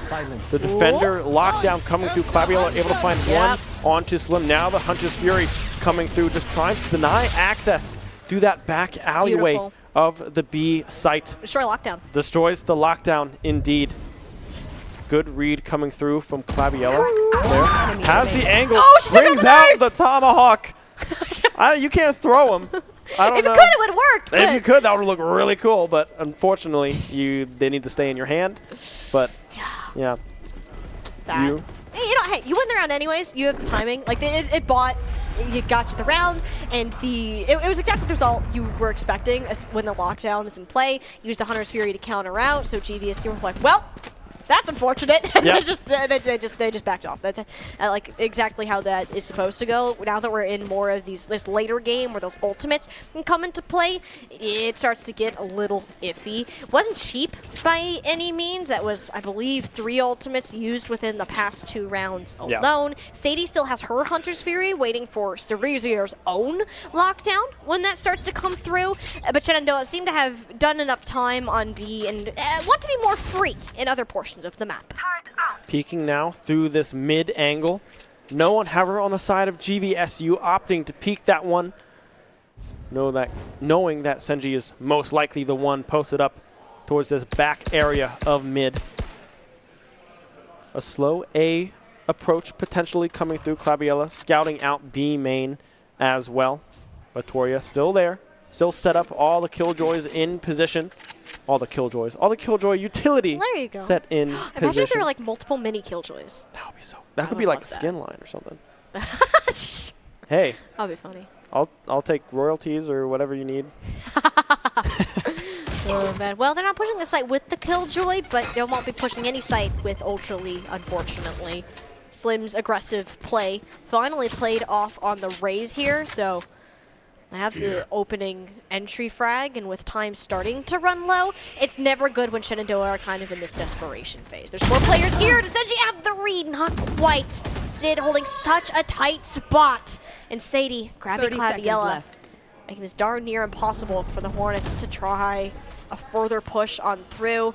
Limited utility. You know that there's like 3 players if you move around that angle, which is why Noble's like playing safer, looking for 1. And at this rate, you don't have time for plant. It's just best to save the weapons that you have, especially in the case of Sodrizi 10 here. seconds More left. rifles carried into the next round to be greater winning chances. Yeah, I love the save here coming through from SU. You need to keep those rifles up and working in your favor. It's only 4-3, the score line so far in map number 2, so not terrible, right? You were tied 3-3. You do lose out on the round, but that's just GVSU being in prime position. We saw Sid there able to pick up a crucial kill, as well as Sadie finding 2 towards that tree area, 1 onto Senji, 1 onto Claviella. And now the reset coming through from SU, looking over back towards this B site. One of the things you start to notice with SU is that they're very polarizing in the way that they make their attacks. It's either like this super fast, hey, we have a plan, this is exactly how it's going to go, and they execute it. Or you have this slow, we're going to kind of feel it out and see where everyone's going, and just get there. It's like when you enter a party. You have the really sociable people that talk to everybody immediately, and you have the other people that just kind of wait around and look for the people that you want to talk to. And this is one of those movements that we're going fast, we are straight in, let's party, okay? Plants going down on the site. Oh, but that's actually the Hunter's Fury on out, which is going to be great for Cerise here later on down the line. But for now, it's enough. One less bit of damage out of the way. Unfortunately, Ultra Lee actually took enough chip out of the Sova ultimate that nade more than devastating for that particular KO player. Yeah, Claviella now still playing through this B main area. Noble getting some damage onto this Phoenix, but not enough. Toria as well, finding one. Senji. What does that mean? Slip fell and it hurt and broke his ankles, and unfortunately it's just the last one remaining. And speaking of last one remaining, it's Claviella. But in the 1v2, it's not enough to pull on through. You did get the trade out on one. It had the duplicate on the spike. So in these scenarios, Shenandoah, I think they just got a little bit ahead of themselves in how they ended up playing. That Hunter's Fury, I said, like, it doesn't get an elimination. The chip damage was enough. You can't, there's no healing for the Hornet. There's no healing in this entire lobby. So anything that you take, it's going to be permanent, and therefore things like the Raze Nade or the Sova Shock Darts are even more devastating than they normally are. So Shenandoah just found themselves on the losing end of kind of this chip battle, and now have to carry that chip on their shoulder moving forwards to this future round 9, much needed of a round win. Have struggled to win them consecutively since the start of our series. Full buys across the board for GVSU. Ultra Lee, the only one not with a full buy almost here with the Guardian and the Light Shields. Light Shields for Noble and Cerizier as well. Opting again over towards this B main push. Claviella playing it slow, making sure no one's on the backside for some of these flanks, but Sadie and Toria are in that backside in B. They anticipate them in the backside? There's very few teams that will end up holding there, and they don't clear it. At least it's a minimum of a trade out, but there's still one more player in the back. They didn't check Sadie! They never went to backside. I told you, it's such a strange spot for players to be sitting. And the Hornets, for once, they didn't take too many precautions, and it's coming back to bite them in some of the worst ways possible. Losing this round means that you're significantly disadvantaged in the next one, maybe two that are coming on forwards. 30 seconds so much left. cushion to GVSU's economy right now, and Claviella, there's just not much of a desire for her to want to push in. Yeah, SU just not prepared for two people to be sitting in that back of that site. We could hear the comms screams behind us, one more, but just a barely too late to recognize and 10 find that seconds kill left. on to Sadie. Now, with the 3v1, Claviella not going to contest anything. Will opt to try to save the rifle yet again. It'll be 6-3 now on Ascent in favor of GVSU. Yeah, GVSU have started to find their rhythm once again, and I'm starting to get a little bit worried, just in the sense that when Shenandoah start to lose these rounds and it gets desperate, especially when your plan is clean, it works, and then you get caught off by a surprise, like a random surprise in that situation, two players holding in back sight, which never happens. Yeah. So in things like that, where everything seems to be going well and one goes wrong, it really has an effect on your mentality and your approach to the series. I want to hear more of these joy-filled screams. I want to hear the cheers, the oh man, or the, in your case, oh no, kind of moments here. And this is already a much better start. You're moving forwards. This Omen TB does scout them out. Senji, Blade Storm has been silenced in map number 2, Ascent. Even though it told you it's so dominated by Jet, he just hasn't been given the room to work so far. Cerizier does have this lockdown up and available. Whether or not they use it is the question. Noble rotating over to this B site. Just Toria over there, per usual, with their Killjoy setup on this site. Still waiting for Cerizier to find this rotation, this lockdown possibility Oh, they don't know. coming through. The smoke now being laid out. Oh, Noble, that's a tank and a half. My goodness, did that Nano Swarm kind of burn your toesies? But at least found the site. One, and the spike is going to be planted. So and that's another example of SU using their mobility and their shot calls to their advantage by just moving sites all together. But in this post plant, you don't have the weapons to fight this one out, and there's no regard about this. You're automatically at a disadvantage on Senji. Come up big. That's one. That's two with the Blade Storm. Can he manage to find any more? Sadie's right around that corner. Picks up the Vandal instead. Kind of heard the spike getting tapped, so it's quick peek around these angles, taking the challenges. But it was such great risk. Sadie is still in the same spot, yet her head dances in and out of the bullets, whisking past her head. Now the GVSU defuse found with 7 now to their name.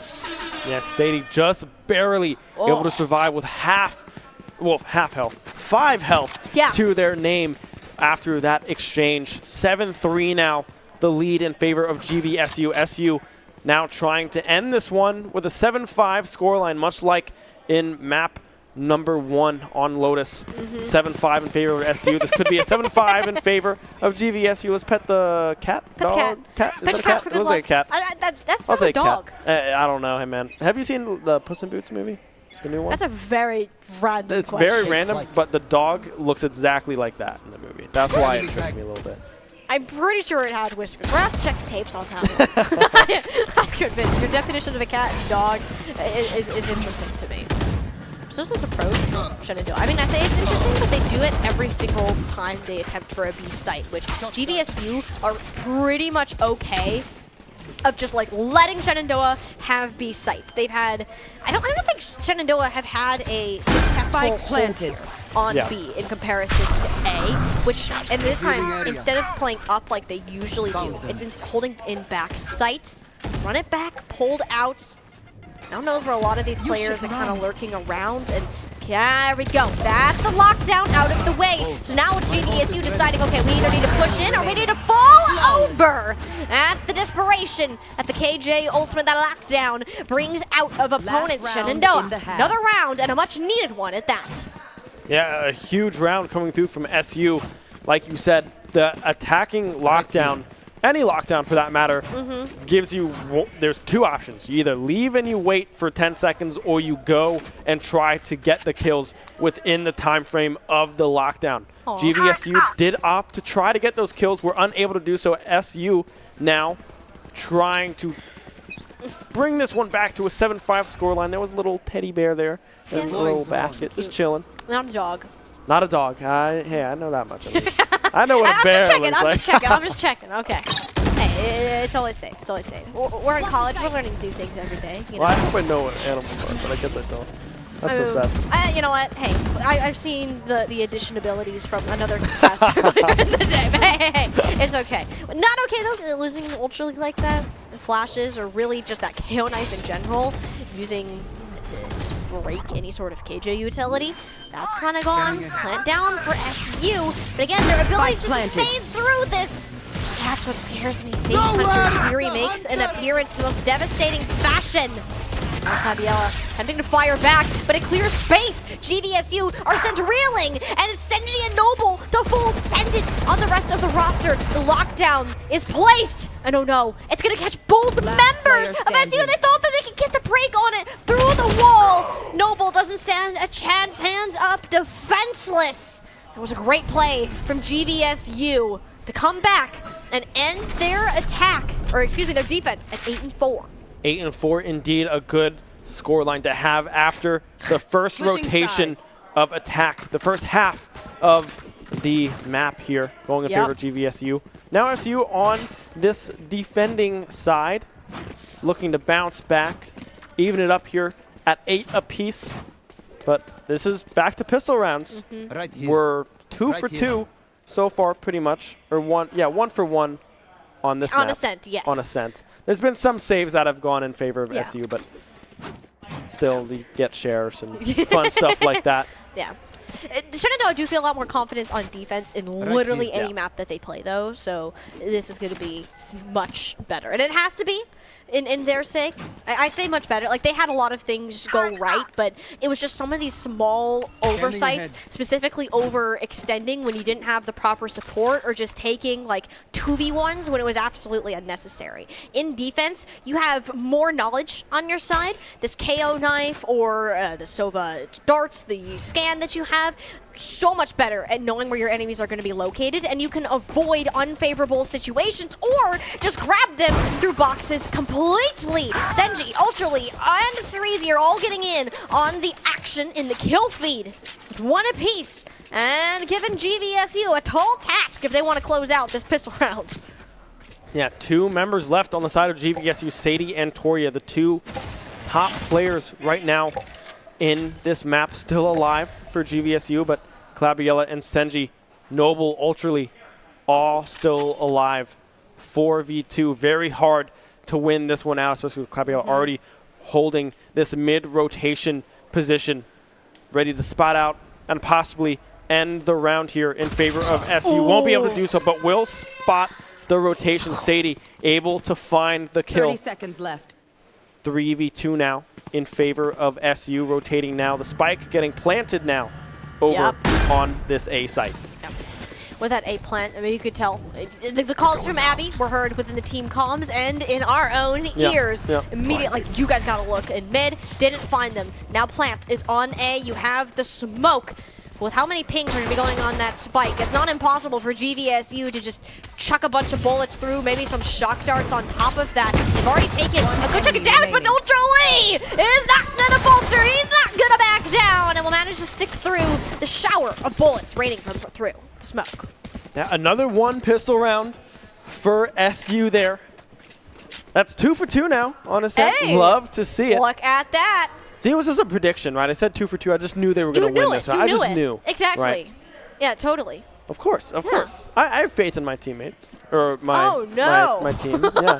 Yeah, I have sure. faith. I'm sure. Oh, no. Hey, no more oh-nos on this map. There's no raise, yeah. So we're fine.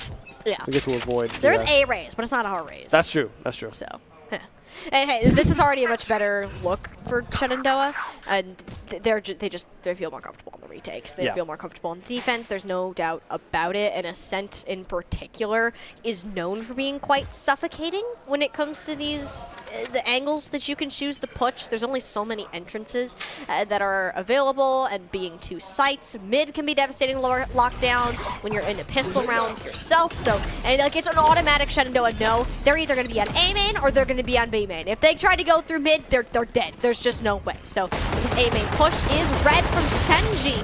At the smoke completely in his eyes, and all of his shots are going to go a little wide of the original targets on GVSU for this free plant. And if we know Shenandoah, they're okay with losing the battle. That means they can win the war at the end of the round. Senji able to find 1, but will drop as a result. Slim, 2 members playing down towards this hell position. Will they be able to read it? They find 1. The flick over finds 2. Ultraly. Clabiella able to find the kills.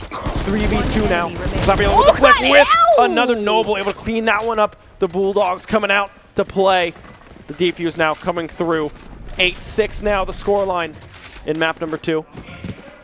Ending your attack with only 4 rounds to your name, and to come back with winning 2 in a row here, that's pretty dang good for the Hornets. Again, you're not looking too hot for your next one, but getting it just one step closer, right? You're not like you're not taking 1 step forward then going 2 step backs. You're taking these extra movements. You're pushing GVSU to more of their limits.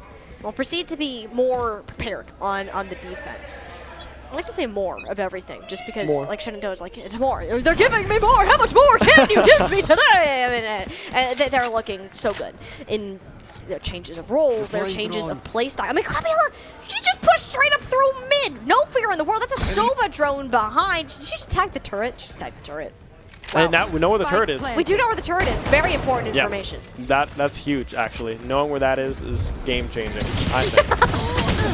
Okay, but these shots could be game-changing. Senji, Noble rounding the corner, at least gets the rifle out of their hands. Yet Toria, the lurk of all time, time. Oh, that's one of those plays that you type right in the chat, but I wouldn't because she just knows exactly where to be positioned. It's on to Clabiella. 1v3 now, 1v2. Clutch almost had it. But that superior weapon will get the better of her at the end of the round. So GVSU will extend their map lead by one more.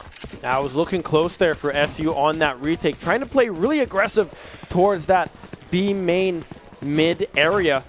But GVSU, a good response, reading the play. It is a cat. I can is a confirm. cat. I see. Yeah. You see it now? Yeah, the pink. You see it? The pink little nose. Yeah, the tongue. Yeah, the tongue. It all makes sense now. Yeah. It all makes sense. That's good. Yeah. Right here. Hey, I learned. I know You now. did. We know what a cat looks like in splash arts or sprays now in Valorant. So, always good to know. You not spotted out, but now they know that someone is in this mid area. We're able to find one on Chernobyl Ultra League with the trade back.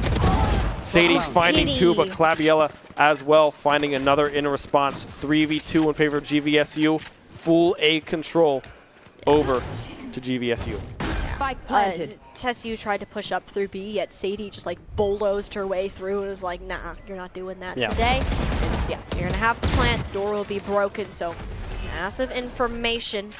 Let's see where the Hornets are located. All 3 players of GVSU, though, are in this A main position with that sightline on Spike. And ideally, you try to scan. You know that the site is clear, but one player should cover and the other should try to blind it out, but without having the Omen online. Senji, wait a minute!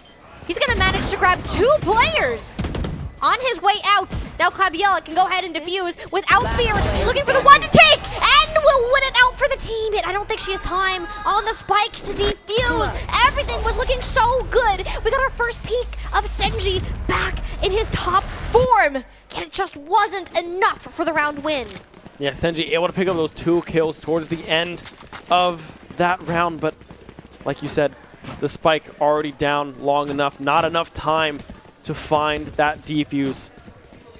But now Clabiella does have that Hunter's Fury up and available, the knives as well of Senji available. 4 rounds down on Ascent here in map number 2. GVSU trying to force a map number 3 bind will be the one that we would see if we go to a map 3. Bind a very strong map of GVSU, which is also why Shenandoah don't really want to go to that. A win on Ascent here would be absolutely massive. It's not like Shenandoah are bad on that particular game mode, but it's going to be much harder than what they're currently fighting with now. Once again, more post-plant scenario, but several ultimates pop. Bladestorm and Hunter's Fury, resulting in 1 elimination, and the spike, a delayed plant, pulled out. Forces the lockdown, but the big thing about where this lockdown position, it does not control Heaven. So Rezier works her way onto site, but finds herself face to face with a Slim and a big old rocket of death. Now once again, Clabiella has clutched these out before. Will grab one, has the rifle on the way, but actually look at that wall that goes up. She's able to grab the Vandal. This is so much more winnable for the Sova player. The scan at least tells her where the players are not. But it didn't grab Slim, and that's going to be a very challenging area. She gets the flick onto 1. The second is Tree. She hears it out, can't dodge the flash, but knows where she can hide around the corner. Looking for the head. Can she get it? Yes, she can! 5 HP to go down. You rely on your coach. You rely on your captain because she's so good in these clutch situations. A sliver of health remaining as well on Clabiella. The Sova able to pick up the 3-piece towards the end of the round, bringing it now within 3 for SU, trying to tie it up. But now look at these weapon by Senji. Has the operator up and available. Possibly going to look through this mid angle, will do so from Tree. This is something that we often see from this player, and something that often goes well for SU when he has control. Oh my gosh! Ah. Locked in. Oh, he's in it. He's in it to win it. Oh, man. Senji with That's that mid angle. Yeah, that's 4 players walking down mid. That's unfortunate. Really unfortunate. That exact. Oh, no. Noble. Noble. Okay. It's going to be all right. Noble's okay. Senji, though, still kind of worries me with this positioning. Despite that early elimination, it doesn't seem, though, that the attacking team got much space off of it. They're still kind of choked up at market here, Ben. Yeah, they can't really enter through this site just yet. Noble able to pick up one onto Sid on the backside through market there. Now rotating back over towards this B main area. Trying to possibly find the rotation back onto A. Ultraleaf still in position over there. We see Toria is going to hang around, try to catch Noble in this B main area where all three members of GVSU rotate over towards this A site. Ultraleaf has the right idea, looking through that tree 30 angle. seconds left. Everyone a little fooled right now. Doesn't quite know where to go. Senji now with the operator moving over towards this tree heaven area. Sadie the plant going down the knife as well. Ultraleaf just barely staying alive. Now the retake has to come through from SU 4v4. And all of them are in the exact same place. It's not going to take much, but that's through the floor. Noble grabs UA. It knows that there's one down there, but Sadie, despite getting shot at, didn't shoot back. Good thing Ultraleaf checks just for extra insurance. Never take too many precautions here. Shreezier on the defuse, and it's only Toria who spent all of her time working her way towards the top. Yet it doesn't matter at the end of the day. Shenandoah coming back in the retake with confidence. GVSU's slight moments of hesitation bought the Hornets a ticket straight back in to this round. Yeah, Noble picking up 3 in that final round, bringing it now 10-8 within 2, with the possibility of tying it here in the next couple of rounds. A full buy still across the board for GVSU. Vandals and full shields. On the side of SU, Senji still holding on to that operator. Phantoms and Vandals across the board as well. Senji now with a different position here, holding this B main area instead. Killjoy setting up towards this A site. Shreezier all by themselves. Yeah. Killjoy has the potential to hold down a site, but not really. Like, I say hold down, I mean like slow a push. Though GVSU just straight up rush it. They see KJ utility and are like, okay, surely there's not much present here. And that's a spike down in like record time. That's also Noble that ended up falling in GVSU. There's at least one. Now 2 players in heaven. But little do they know, is there a third? They ready for it? Well, down goes Ultraleaf. Certainly that one. Shreezier also preparing for Toria's lurk that she's notoriously been keeping up in throughout this round, but she turns her head. She has to move forwards in order to work ahead. Senji has managed to even the board all the meanwhile. Flash out to Shreezier. She moves around the corner again. That's finally Toria's lurk coming to life. Only up to Senji. One shot on the up. Not much time remaining. He has half of the spike defused. Knows where Sid is. And just has to land the shot. Shorty is out, but it's a little bit too far. Over on the angle. So close of a clutch. You could tell that earlier success when Clabia pulled off that 3v1. It brought so much fuel to the Shenandoah University's fire and pushed them through, but losing out in a round like this, GVSU know that they're so close to the winning this round and the map. Yeah, full buys again from the side of SU. Same for the side of GVSU. Minus the Bulldog on Slim there. Right here. Everyone is ready to try to put GVSU ready to try to put this one up to map point with a round win here. Senji still holding onto that operator. This Hunter's Fury could be huge if it connects onto one. Possibly another. Clabiola able to find the kill onto Toria. Senji playing so aggressive with this operator. Ultraleaf finds the kill onto Slim. 16 health remaining on this KO. But 5v3 heavily favoring SU. Hunter's Fury is massive. Hunter's Fury was massive. Yeah. It's rare that you're going to see it in those early scenarios. There's so many Sovas that just opt to use it in a situation where you just break a lockdown and that's it. You move on and even trade for an even trade, arguably being even more. One. But here's the thing, though. You're up in the battle. know that you have all of this damage that you dished out, so these players can be relatively low. SU have no idea where they're going. That's the only other problem. The Killjoy utility, again, serves as a force to slow them down, yet it's Sadie on the lurk. Claviella snips her out, though, and it makes her pay for it with her head. 30 seconds left. Now as we turn our sights back over to what actually is happening on good old-fashioned site B, Noble, hoping to hit GVSU with a taste of their own medicine and send you with an operator down mid in 17 seconds. It doesn't look like GVSU either have to eliminate everybody or it is a complete and total 10 bust. seconds left. Shenandoah, a much-needed round win, going their direction, 11-9. Can they manage to work past this 2-round deficit they've been stuck at all game? Yeah, they'll still be able to find this full buy on the side of SU yet again, but on the side of GVSU, they won't be able to find this full buy like they've been trying to force these last couple of rounds. It's going to have to be a save from GVSU. SU will have a huge opportunity to bring this one within 1 round on map number 2, this Ascent. Yeah.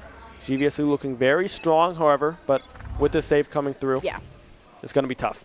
Yeah, you're giving it up. I was talking to Abby a little bit in the break, Claviella, and I'm like, surely there's no way you guys go another 24-round game. If we keep playing like this, we might be at another 24-round game. And it's absolutely ridiculous how long these maps have been. And it's just because these teams are on such an even footing. This is a round again. You should win, but you're so far up with the up, and now it's just handed straight over to the enemy.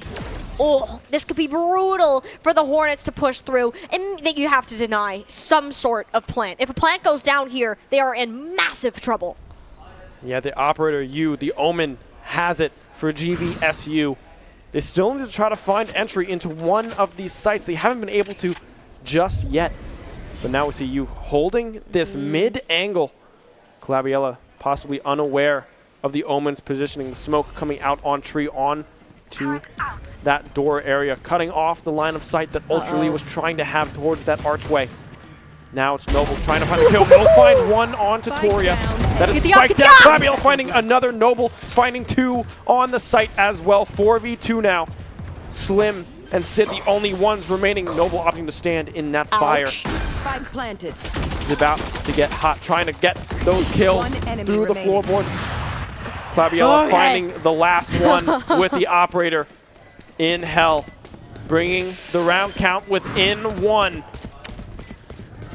If I had an analogy to describe that round, it would be hot potato, because that operator was the hands of 3 different people across the course of it. That was crazy. Oh, man, that was getting dicey at the beginning. I mean, I totally understand the vision that Senji was going for, but again, with an operator and GVSU knowingly on a save, they're not going to split up. Like, there's just, it was a little bit risky, and the reward did not outweigh that risk, and thankfully, you got somebody like Claviella who identified where UA was, pushed up, gave it a very small angle. The operator shot went wide. She went right in, took it back, and of course, you got your good buddy Noble with crossmore placement for days. Knew exactly where those heads were going to poke on through. And for the first time, Ben, since round 3, we are in a 1-point game. Yeah, SU doing a great job on this defensive side to bring this one back to almost an even game. Claviella donating that operator back again over to the hands of Senji, which will most likely be holding that B main area yet again. But yeah, this is a very, very close map to 11-10 in favor of GVSU. SU going a little bit of a tear recently on the last couple of rounds to bring it to be this close. We hadn't paused at this exact moment in our previous game of Lotus. At that point, Shenandoah were the ones at 11. GVSU at 10. There's only 3 more rounds to close it out. GVSU need 2 to go their way and push us all the way to a map 3 with the Hornets starting to come alive here. Please be careful of a main. Did we learn from last time? Oh boy, that's a scary spot to be in. Ultra Lee is down. You have the operator, yet Where is it? Where is it going to get that value? If you want to have it play in heaven, you're going straight into a raise and have to push through a smoke in an attempted sightline. That lockdown here as well, and that's one of those moments you either opt to push it or you opt to leave. And with the time buy this has, you have to get 5 eliminations in order to defend. I don't know why. Noble just appreciates, I guess, standing still, but Senji's like, all right, if they're gonna stand still, try to figure out where this guy is. You go ahead and take the win. So Senji at least has 1, but for looking how fast that red light is flashing, it tells me there was not much on the clock to spare. And if anything has to happen, you have to stay alive with the operator. There's no time for the defuse. Just take them all down and take them down with us. There's Noble, Clabiola, only Senji remained. The operator shall go down with the rest. GVSU now on match point, forcing SU to an overtime situation if they want to take away the entire series. Yeah, and on the side of SU, Clabiola is going to have to opt for a Spectre, right? They can't have a full buy for Clabiola. Yeah. Just yet. Oh, never mind. We have some teammates that can buy for you, which is a good thing to see. Ultrally able to put a Vandal in the hands of Clabiola. Senji has the knives available, Ultrally with the ultimate, and the lockdown available for Cerisier. Another A push posture coming through from GVSU. But looking like SU is ready for it, breaking the door early, deterring possibly that entire push that GVSU was looking for. Yeah. They saw what Shenandoah did to that door and are like, yeah, no, we don't want to do it. We don't know how to be like that door, so we're going to go the other way. That's cool. Justice for doors, I guess. Justice for doors. Justice for doors. We love doors around here. We do. This is better for Shenandoah. I mean, walking into the turret, the nano swarms, and it should be enough time to at least identify what's going on. The only thing is you just don't have angles. It's looking like a GVSU relatively free plant. You have the lockdown for a specific retake situation. You know the Hunter's Fury isn't available to stop it. And I mean, Shenandoah, it's either you use everything here and you hope that you can survive to a next round, or you don't go to a next round at all. Neither of those scenarios are ideal, but it's what's going to have to happen with the deficit that they're currently leading at. Uh-oh, I can't see the video game. This makes me sad. Apparently a lot of things went boom. We're moving to Senji! We missed it! I guess he's camera shot at A because that's an ace that we'll just never get to see how that happened. Senji going crazy for SU, picking up the ace. Unfortunate that we were unable to see it. But hey, we're back within 1 yet again. For SU, trying to bring us to an overtime map. So if I had to guess what went down with my good old intuition here, lockdown was in play. There was nothing to destroy it, and GVSU had to move. There's like, if we stay here, we're dead. If we try to move out, we also are probably dead, but you might as well make a move. You position Senji right in a choke angle. He goes boom, boom, boom, boom, boom. Goodbye, GVSU. And Shenandoah take the round. They have to win this one. One more, and it's a save for Grand Valley State. You still have the Blade Storm, along with the shutdown all utility. Ultra Lee can escort this team in to victory, should they need it. Shenandoah, overtime in sight. GVSU looking for this tree push, flashes coming through. Senji already in position with the Vandal by this door. Possibly want to pick up one, will find one, dashing out. Possibly a second Toya able to find the response on to Senji. 3v4 on the save. Ultra unable to secure the kills. Noble from heaven able to find one. 3v3 situation now for SU, trying to force his overtime. Sadie trying to find that plant. Not just Cerisier finding one onto Toria. 3v2 now. You will fall. Ultrally 28 HP. Cerisier able to find the clutch, forcing overtime for map 2. Wow! It looked bad there for Shenandoah, coming into this defense down 4 rounds, yet they pulled it back and managed to push an overtime situation, and GVSU out of a job. Oh my goodness! Not only are we going, I guess Abby didn't lie, we aren't going to 24 rounds, we're going to at least 26. Yeah, 26 rounds indeed. Overtime has begun. Full buys across the board for both teams. The Econ looking scarily similar right now. Whoever wins this round has a huge shot of winning this map. SU, if they win it, a huge chance to win the series and win the conference finals for Varsity Plus. Yeah.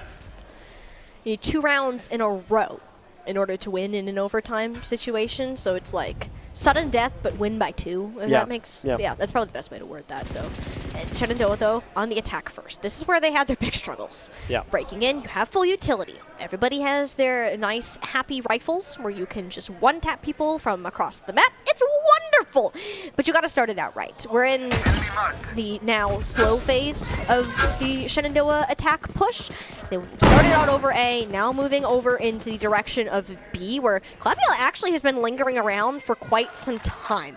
B pushes, again, look at the nano swarms, the turrets that you have to move through. If you can manage to get this, well, specifically, if Ultra Lead lands this KO knife, locking out this Killjoy's abilities, there's not much that Toria can really do in order to shut them down. And while it does manage to hit her, Claviola attempted to shut the door, but paid for it with her life. The spike is down too.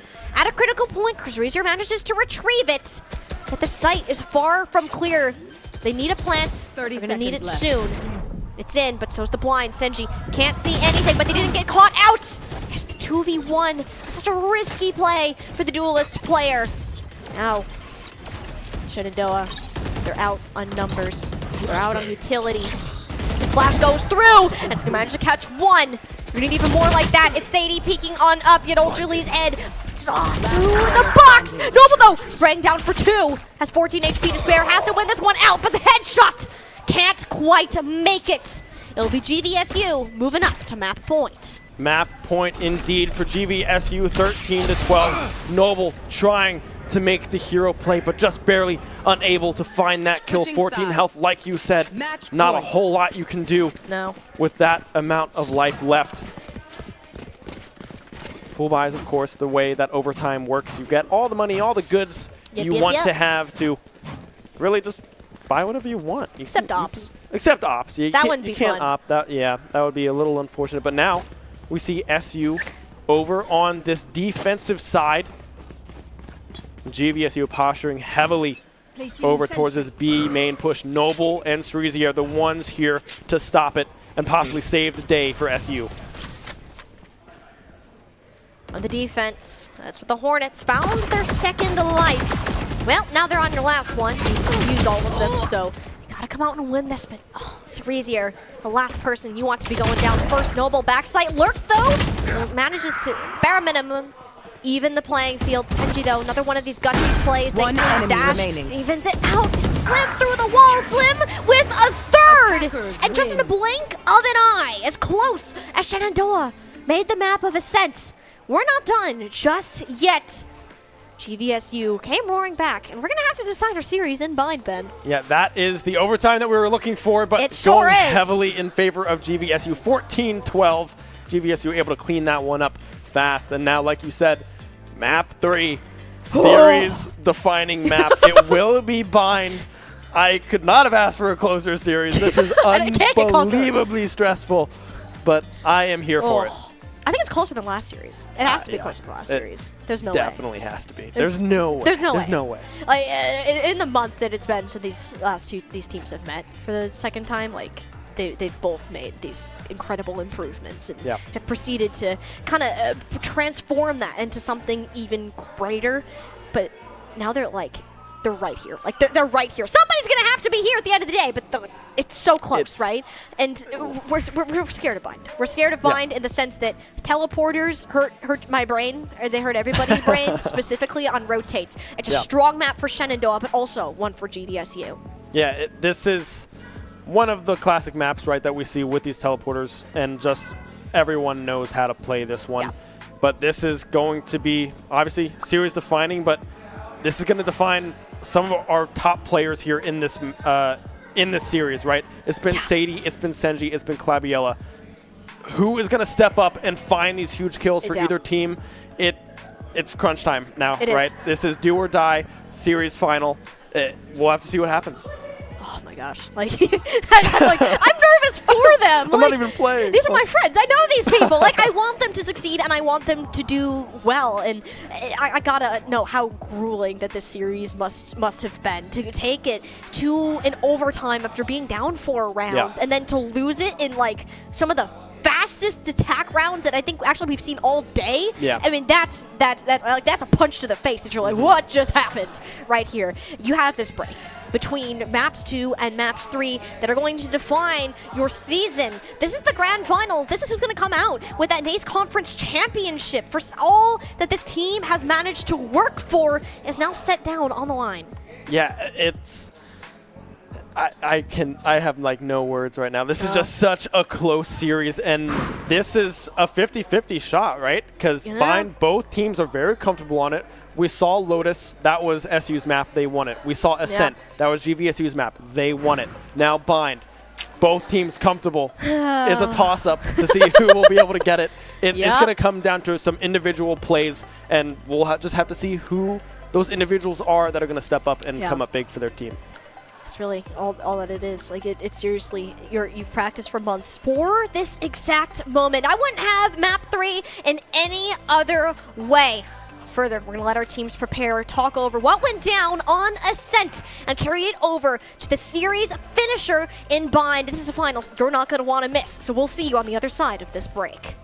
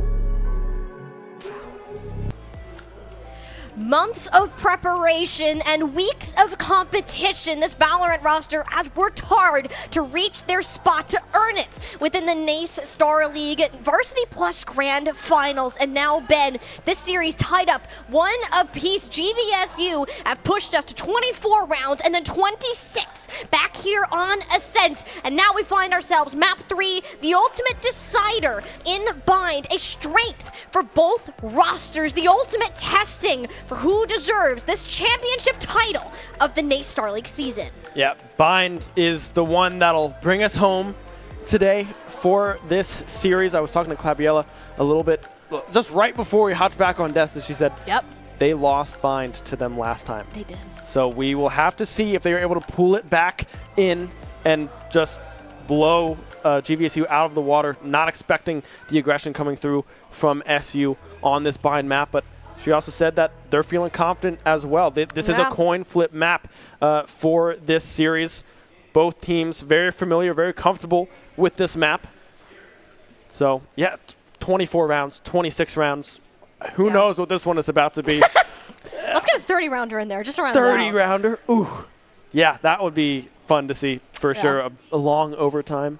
I like it. I like the way you think. Yeah, yeah. I that's. think that would be fun. We could. I mean, honestly, we joke about it, but it's such a real possibility. It could very well happen. Like, it's. Oh man, it could happen. And honestly, if it does happen, I'm not going to be surprised. I might be like, why are we still here? But like, it's just crazy how these two teams are as close as they are. Like, you just don't see this in competitive Valorant. Yeah. It is so rare that we go to this many rounds in a game just because two schools have rosters that like perfectly balance each other out. It blows me away every single time. I do want to think though, if we're talking Bind. This was the map that Shenandoah did lose last time. Yeah. That's a chip on the shoulder, right? Right. You're heading into this chip on the shoulder.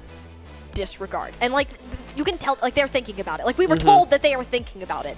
That can't be there. You got to get that out of your heads. And this is a fresh slate, a fresh start for this team. You made a great comeback there on Ascent. Even if you couldn't close it out, that normally does not happen. Shenandoah have made massive strides forwards as a team this season and have gotten themselves to this grand finals. While it's only Bind that stands in their way and starting out on the side, and they tend to struggle with a little bit more on that attacking end. The difference, Noble now on the Omen instead of the Brimstone, a less aggressive type of smoke player that is very necessary in a game such as this. Senji opting for the Yoru as well on Bind here. Interesting. A little bit of a switch up for what we normally see from these players. Cerisier will be piloting the Cypher yet again. The tried and true Cerisier Cypher. Very, very strong on that agent. Fabiola hovering that raise. Ultrally the fade as well. Hover coming through. We already noted the Noble Brimstone instead of the Omen coming through as well. So the potential is there for this series to end in SU's favor. But like we said, GVSU very confident on this map. Sage, interesting. Sage Gecko locked in. Did they run the Cypher with this? Are they going to run double Sentinel? I mean, they know they're on the defense. So, like, it wouldn't be terrible for them to have, like, this really strong defensive presence. Granted, Sage's utility is rather weak. You don't see her. I think she's actually the least picked agent in competitive play. Yeah. For that exact reason. She has her plus signs, like the wall can be nice at blocking on an angle or maybe giving, like, boosting someone up. So, like, okay, why would I look in that direction? Right. And the resurrection, sure, but it's just an often weaker pick. So I'm curious to see how GVSU ends up incorporating that. More standard play on the end of our good old Shenandoah University Hornets. Double duelists, not the Jet, instead of the Yoru, but actually no Viper on a map that actually tends to be pretty Viper heavy where GVSU run that character quite a bit. Yeah, Viper is definitely a popular pick when it comes to the map of Bind.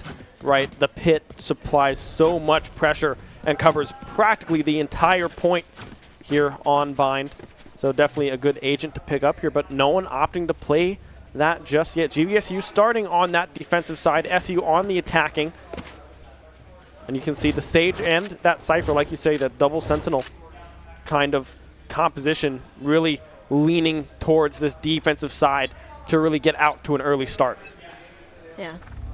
Shenandoah on the attack here. If my memory served me correct, from last time these two teams met, it was Sadie had such a big impact when it came to this Cypher and pistol rounds like this. Sage Walls even more. It just burns utility. It burns like the few bullets that you have access to. So like Showers is pretty much instantly a no-go unless you're willing to play that patient game and just kind of wait for it to go down. Senji likely will not be pushing that himself. 4-1 split though that GVSU are playing, like that's how much presence a Cypher can have in this particular composition, this particular meta. The trips, you set them across hookah, and even one in this particular space is towards the B long area. So I'm glad that Shenandoah are pushing closer to that direction. It is a lot easier though for GVSU to work their way over to B than it is to A. So if Shenandoah are making this entry, they're going to need to do so quickly. Yeah, already stacking over towards hookah. The blast packs coming through. If they were able to find Sadie here, that would be huge. They are able to do so. The rotations now need to come through. Sid, however, will find the kill onto Senji just before he goes through that teleporter. Now it's a 4v4. All members of GVSU rotating through CT connection. Clabiella in CT as well. Slim finding Ultrally. Clabiella finding Toria. The nade coming through as well through the window. Won't find anyone just yet. Struzier trying to play the patient game. Clabiella with 3. Clabiella with 4. Wow! Able to secure the attacking pistol round win. If anybody knows the game of Valorant, it's Clabiella. I did say, oh my gosh, there's a window. Well, yes, there's a window there. It got the kill. Actually, it didn't even get the kill. Its own players off the spike, which was big. And it forced everyone into Clabiella's sightline. You just go pop, pop, pop with the ghost, and there you go. SU pistol round win. Hey, we're moving up in pistol rounds. Maybe a rough start on Lotus the last time that they played, but getting these early rounds, again, essentially a guarantee, unless something goes severely wrong on whichever side, you're pretty set to move ahead, get a second round win, have a 2-0 lead. On the safe side this time though, not really giving the respects to the Cypher trips of Clabiella. Up and over! UA's like, wait, I was just looking at my iPad. What's this? Slim able to find one with the nade as well. Senji answering back with the vandal on Sid, onto Toria. 4v2 now. Clabiella playing with confidence, blast packing her way over to you and picking up the kill. The plant already down as well. The bonus round looking heavily in favor of SU. Clabiella, some sort of trapeze artist. That's what I just saw. Circus Soleil or something like that. Yeah. It's really cool, by the way. That is very cool. It is. And you just still have the better guns. Again, GVSU, it doesn't seem that they're really wanting to push in. It's more of like this exit frag, but Clabiella is she's hot. She knows that she's good in this. Last player standing. The wall for Slim. I mean, there's no like, they were just having fun. They were communicating with each other. And Abby she's just like, okay, you know what? I'm not allowed to have fun playing with the Guardian. You're not allowed to have fun doing whatever was going on over there. Shenandoah now 2-0 on this attacking side, but now will be at a slight disadvantage when it comes to the 7-0 indeed. Clabiella already has the rocket up and available. GVSU now with full buys on their side. Sadie without any armor pack, for that matter. Toria with the light armor, but Phantoms and Vandals in the hands of every member of GVSU here. Yeah. Regardless of the shield levels, I think Shenandoah is starting to realize that it really is only Sadie that's been holding down on B. The 4-1 strat isn't terribly uncommon, but it's more 3-2 than it is 4-1. Clabiella pulls out the rocket. We know how much she loves it. The tripwire, though, stuns her up and can't find the sight line just quite.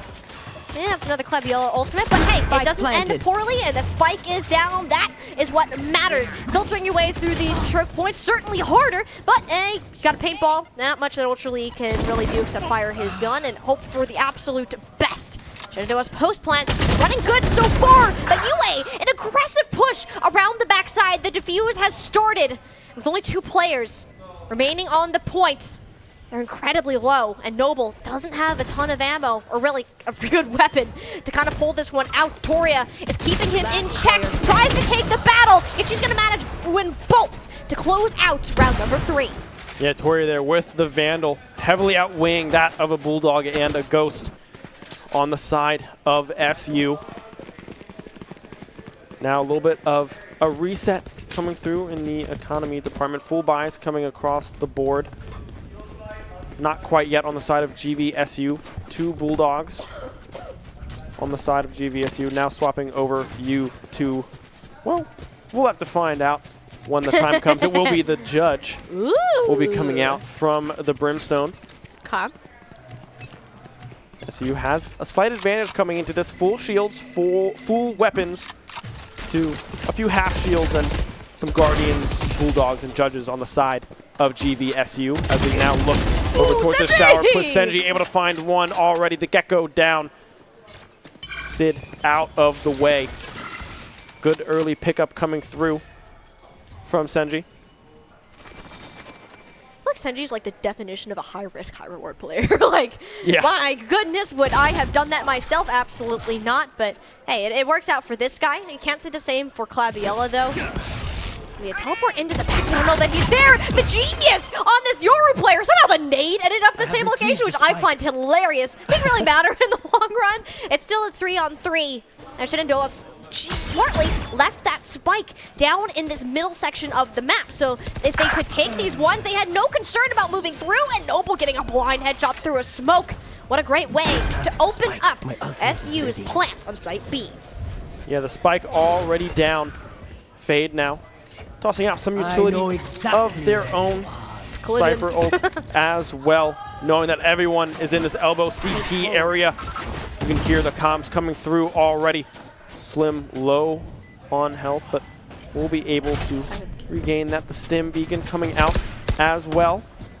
Everyone hugging this back wall. We'll be able to find one. Ultrally goes down. You able to find the response kill, but possibly not enough time.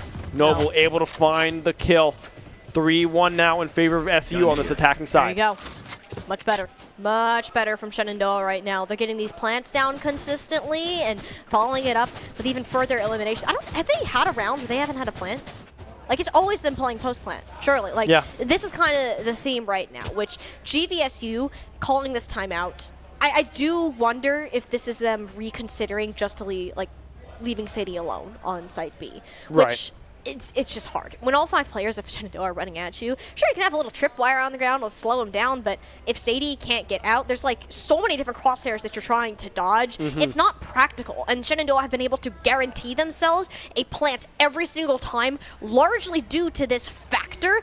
They're still playing the split. They're attempting to grab frags on and off the like people getting a little like they're just checking out what's going on, like in the showers area or maybe down A main. Those are nice, but it's still not enough to really justify what poor Sadie has had to go through on this defense so far. Yeah, I definitely expect out of this timeout to see someone, possibly Slim, possibly Toria, to go back over towards this B angle. Maybe not Toria, just for that wall in that showers angle to really cut off any pushing potential through showers and have to force an A main angle. But still no rotation coming through from GVSU. They're going to leave Sadie by her lonesome so far. Possible rotation, but nothing quite yet. An aggressive positioning, however, from GVSU when it comes to this A hold. Senji again. The Yoru coming out. Senji just have an ultimate here. This is... It's great for scouting, or just, okay, you can get UA, that's chill. I mean, where Senji so typically has been setting up in showers, but perhaps it's the same thing. I didn't even get to see. What I'm assuming was a teleport on back, looking at where that death was. That's an insane angle that he was able to find, and it's just completely regrouped with the team now. And Noble gets the read onto Sadie. She's so aggressive, especially for a Sentinel player. GVSU had no reinforcements when it's come to this site between getting bamboozled by Senji and then proceeding to not have much Sentinel presence on a site. Like, this is just Shenandoah favored in every single flank they've managed to get.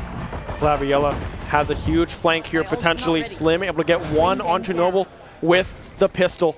Playing through this cage angle. Sees Toria unable to find the kill, finds it instead. Senji as well on the backside, finding Slim. Claviella finding 2. That'll be round number 5 in favor of SU. 4-1. The attacking side looking very, very strong from the Hornets. I'm really glad to see Senji starting to come alive a bit more. Like, he was on it in game number 1, but I wonder if just this fatigue from a long game was starting to get to him. Yeah. Now here in round 3, you have a new character, and like, he's outmaneuvering him with the teleport. There's just, we got to see it a couple times too, where he just peers behind them, and GVSU have no idea what's going on. That's the joy of Yoru, and why he's one of the hardest agents to actually get value out of, is because how smart you have to be. In Ultimates like the Dimensional Drift, though, it's just pure info. You get a free flank, you know where every single one of the enemies are located, and now you make a quick push in. You have the pull, combo with the nade. Claviella is a trapeze artist for the 2nd time today. Stomps down onto UA. Now the Yoru is in the backline, holding down the spawn angle. Sadie at least has the punish on for that one. Claviella yet to be stopped. This is why you have 2 duelists on your team. It's the Rockets! Spike planted. And she managed to find it. I don't think it's an uh-oh type of situation. Looking for someone to daring them to peek through the heaven angle. And okay, bye-bye, Rocket. The Rocket doesn't find anybody, but Claviella has already found 3. The drop down from Heaven Strezier, able to seal that kill.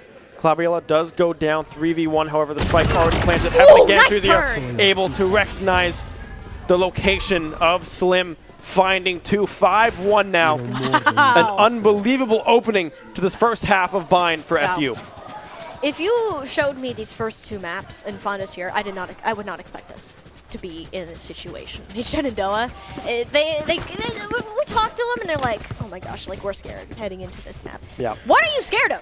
Tell me what you're scared of right now. You are up by 4 rounds. I get it that this map can often lean towards the attackers, just with the amount of mobility. The teleporters are at your disposal more often than the defense. That's fine, but that really hasn't even been coming into play. Like, you're just entering. You have your plans laid out. You're comboing up with the pulls and the nades, with the fade, the rave. Like, there's just so much team play and individuality going on at the same time. I just saw a Bucky on a corner. That does scare me slightly. Slim able to find 1 onto Senji with that Bucky, like you said, but Noble able to answer back in response. They need to check elbow.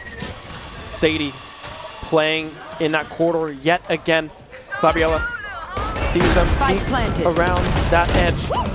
Able to find the kill. Sadie goes down. 4v2. Noble finding 1 as well. UA and Ultrally. Noble now finding the final kill. That's 3 kills on to Noble. 6-1 now for SU. Looking to make this a fast map number 3. It's 4 in a row now for the Hornets. And that's the longest streak that I think they've had all day. Maybe they had a 4 on Lotus, but definitely not on Ascent. I don't think anybody had one that long on Ascent, to be fair. But this is great. This has got to be the most polarizing these teams have been, at least in terms of performance and score. We have not had a five-round differential. That I can guarantee for you, and it's not even done just yet. I mean, you still have this Brimstone ultimate, the good old tactical nuke down below. Again, like, the Sage Wall doesn't do a whole lot to even hold the push. In fact, it grabs Sadie, who is playing towards this B site. Shenandoah, they're split. They leave the spike in the mid, look for frags, and then decide to fight based on when the eliminations come through. The rotation now from GVSU looking over to try to contest this B site, thinking that the spike might be going that way yet again. Only Slim left on site over towards A. 3 members rotating already over to this B site in elbow, in CT. Or elbow, excuse me. CT's on A site. Yeah, close enough. But it's close. They're map. similar. They're very similar little areas, right? But this is also key, because after Sadie went down, there's actually GVSU presence on B site now. Yeah. And it's I believe that's 3 players in that direction. So Senji wanted to take the one here. They're going to investigate what's going on in site A. Does cost them ultrally. Not a massive return on it, though. Shenandoah still have like twice the amount of bodies. Okay, slightly less than that now. I spoke a little bit too soon. This one deadly, with Sheriff has to be put to a shop. Thank you, Cerezier. And that'll be a 7th on the board for Shenandoah. Ben, like, I'm still confused. What were we scared about? I mean, if you look at Econ altogether, right? Yeah. No one's below 5,000 credits, and we have full buys across the board for SU. GVSU, on the other hand, that was a save round to try to even up the rifle difference for the last couple of rounds.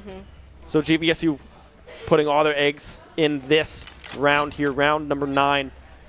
Yep. A huge one for GVSU if they were able to come out on top, but an even bigger one for SU if they were able to dig this hole even deeper for GVSU into that lack of credit, that lack of econ that they face themselves with. The hard part is when you lose this many rounds in a row, like your econ suffers. Like you can only have like a decent shot of having weapons like every other round. And Shenandoah know that. This is, however, the round that you do have to worry about the big scary guns. Claviella wasn't careful enough. At least the plant is present, and you have the ultimate. Actually, it's Noble use that to clear the sights, and info somewhat gathered. If you can grab an elimination, you can activate the scan on itself.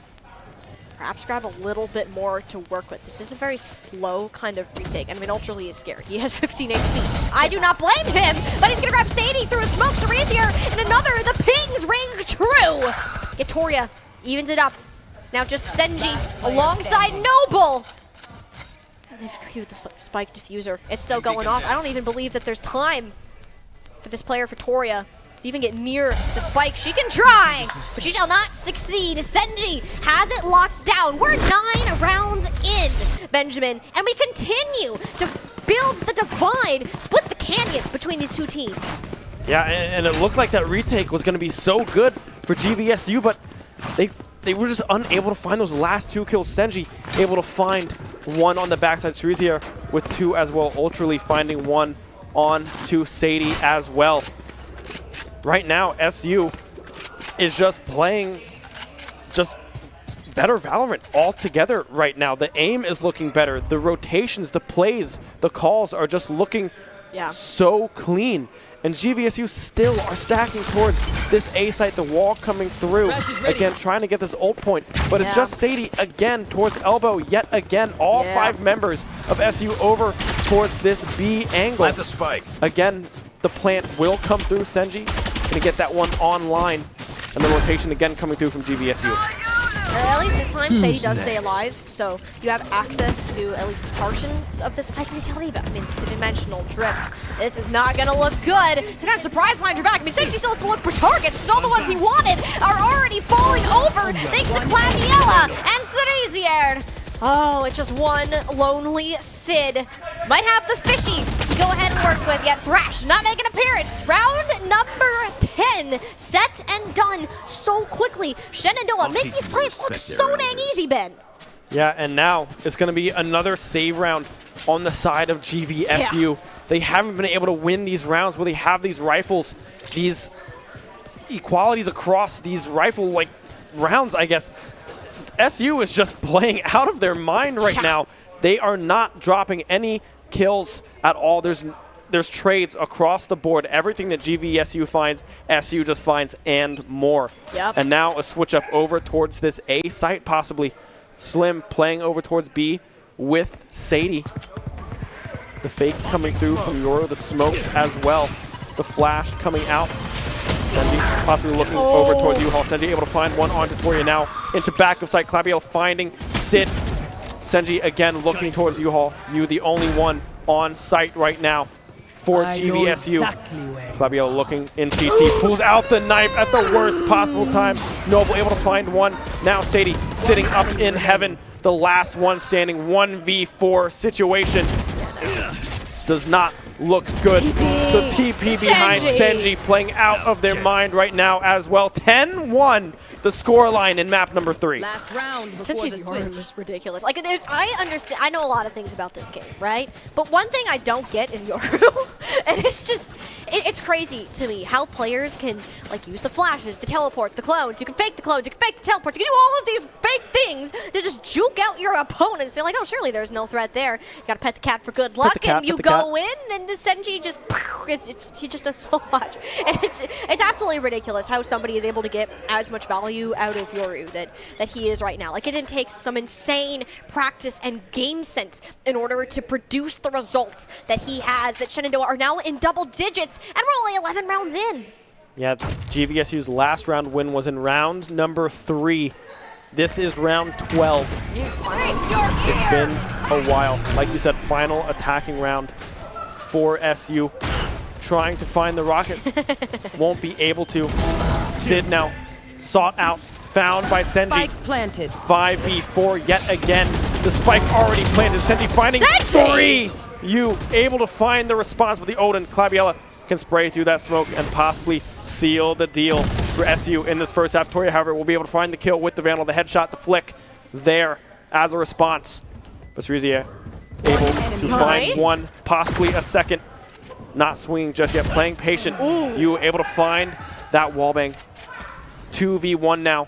You need to try to make something happen for GVSU if they want to have any inkling of hope in this map number 3, Ultra League. Trying to find one, won't be able to do so. You with a 3-piece. Noble has to go ahead and skip his way on out. Knowing his job is done, the bomb goes boom! And SU stocks straight up with it. If you told me at the start of this game that Shenandoah would be up 11-1 at halftime, I would have straight up called you crazy. Yeah. I'm not apologizing for it because this is crazy. Nobody would have expected this to happen. Shenandoah have stepped up their game to another level. And it's not just one individual, it's the entire team working together. They have set plans laid out on how to approach each site, how to wait and scout out every individual angle. You're lurking and finding eliminations. I mean, they're just firing as, I don't want to even say on all cylinders. They're working, they're operating like clockwork where each piece functions on its own. And if one goes down, it can't work. So every single player has done their job and has done it perfectly. They only need 2 more rounds to win out of the next 11. That's all it's going to take to win the grand finals. Yeah, right now we're back to even pistol rounds across the board right now. The Gecko finding the flash there, but you're on the rotation now is Senji. The B push still coming through from GVSU through B long. One up in hookah as well. That is Sadie. The Molly coming through as well. Sadie goes down. Cerezier able to find one. Toria able to stay alive. You finds Noble. Senji finds you. Sid, Slim, Senji.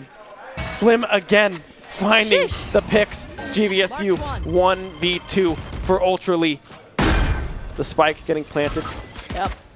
They know where Ultra League is too. Have at least one more Prowler alive, and yeah, you know where Slim is, but what is that really gonna do in the long run? With one player in position, no real angle to peek it, and not knowing that, like, you're literally just walking into a crossfire. With it being a pistol round, I mean, there's no harm in taking any battle that you can, coming away with any possible either KP and ultimate points, or just anything. You should carry over to the next round. Spots the Sage, grabs one. Can he grab 2?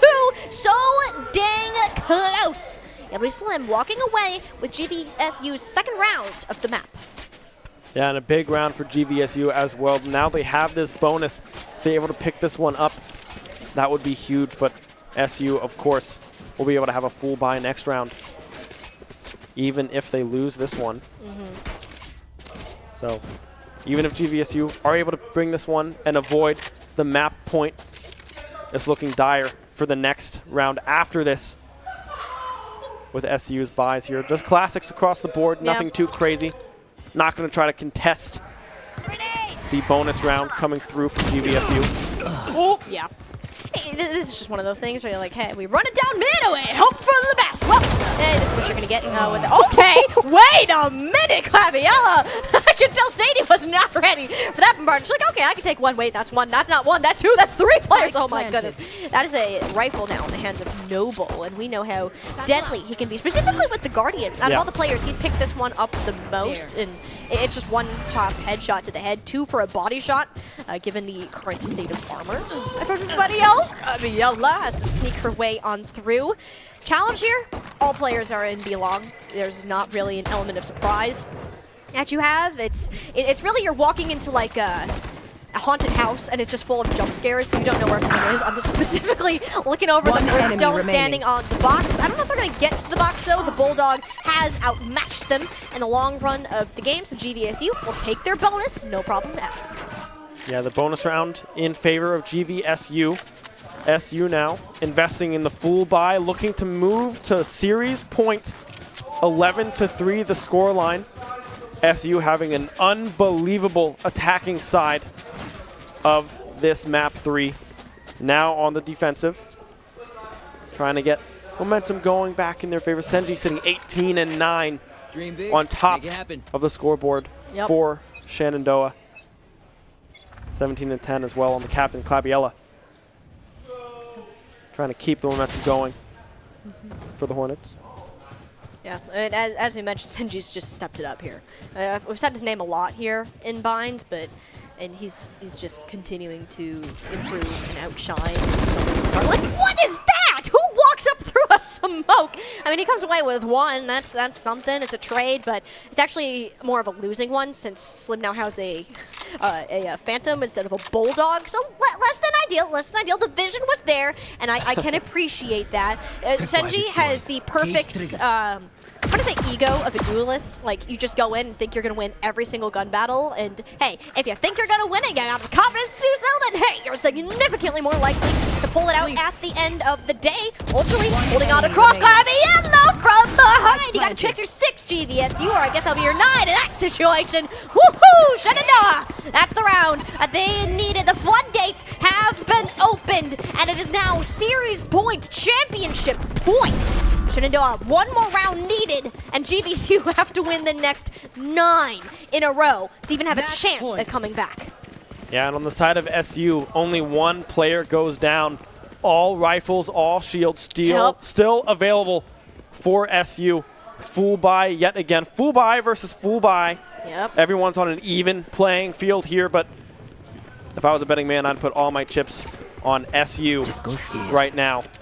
Looking so strong throughout this map. Number 3, 12-3 series point. Like you said, GVSU need to make something happen if they want to stay alive. Yeah. Entire season's on the line just in this round alone. Oh yeah! GVSU will be opting to go through B, but it's the teleporter on in. Senji, you madman! I don't know how many times I have to say that today. Yeah, you can get 1 for your troubles. Cool. All right, we even the field. 1 duel is down, 1 still to go, and this is the one. She's been having the round of her life. Grabs 1, grabs 2, shows up her out, but she goes down mid-rocket. Now that is what we call an oh no. Shenandoah still have 1 player advantage over GVSU, and with how low Slim is, so as much as breathe on her. Look at her action. It's not going to end well. Shenandoah 1 step away from winning the grand finals, from taking the series their entire season. Banking on 1 shot, 1 player, standing alive. GVSU's hopes entirely turned in the directions of Victoria. Their dreams have been a killer of a rematch so far, but it's such a large task to put on a single player's hand.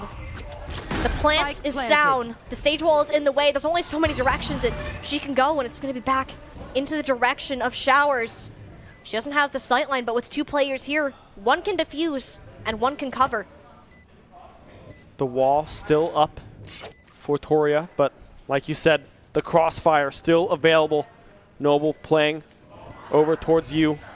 Ultrally pushing towards Showers.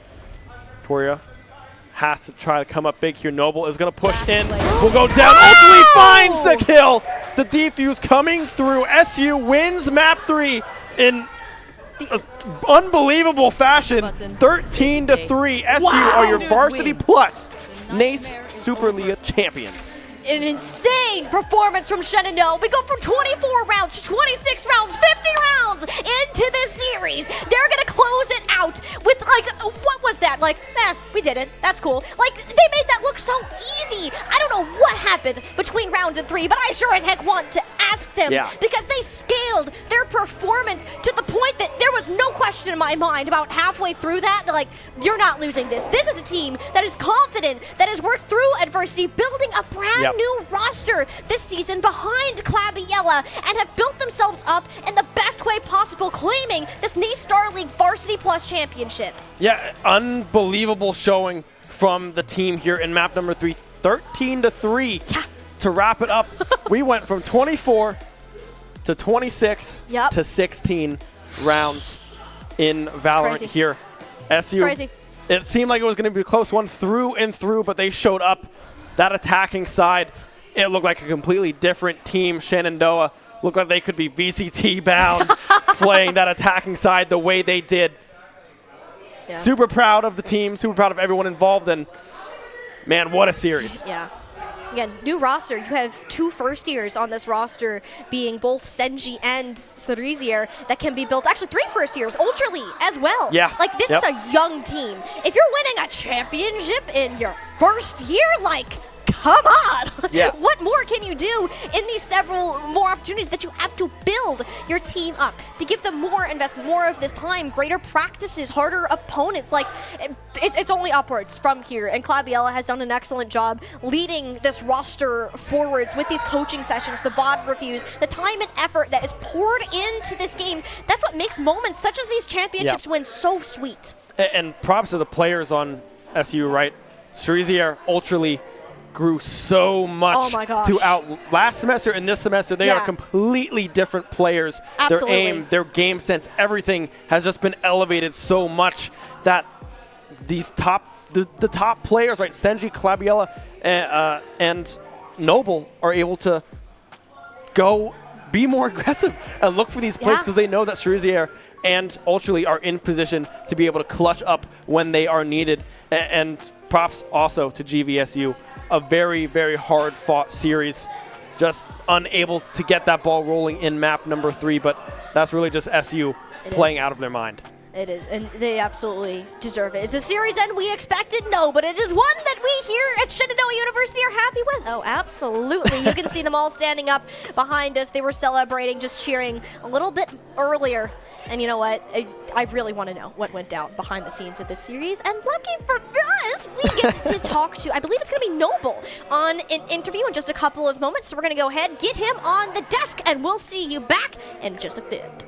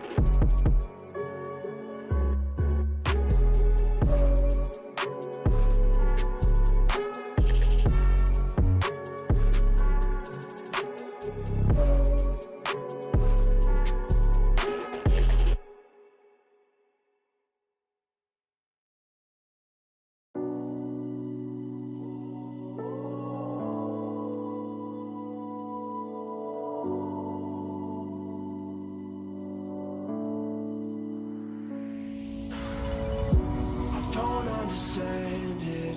This wasn't the plan. Don't wanna demand it.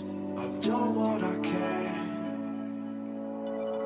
And I never mentioned the times you were rude.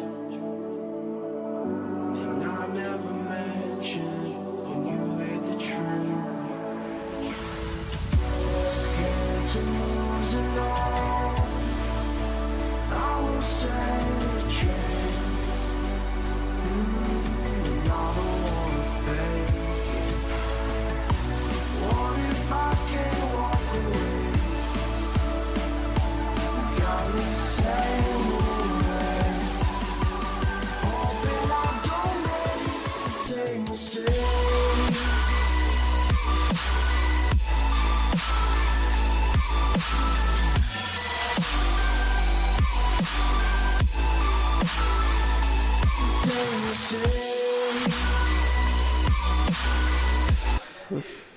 It's a place here at the Shenandoah University Esports Arena as our Valorant team just claimed their championship, their title for the NACE Starleague Varsity Plus Conference. And I'm here with Noble, the stellar controller player that we got to see throughout today's match. And just talk me through, throughout the season, throughout your time competing on the Valorant team, what does this victory mean to you?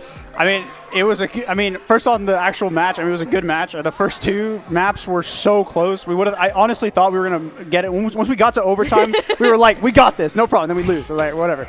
But no, like, it was good. Like, we, honestly, like, at no point, our mental throughout that map, throughout both maps, were just so positive. We at no point were tilted. We were just so dialed in. Yeah, we were ready. Even in overtime, we made it the whole way back and we still lose. We were still ready to play the next one. And we knew that bind was our map. So we were okay with losing a set. Yeah. But for the season, it started off really tough. I think, admittedly, our ranks have been lower than, like, it's on average a little bit lower, but we've been fighting like so much higher than what we really should be with our stats. Yeah. And I'm just so proud of the team. It's just so amazing.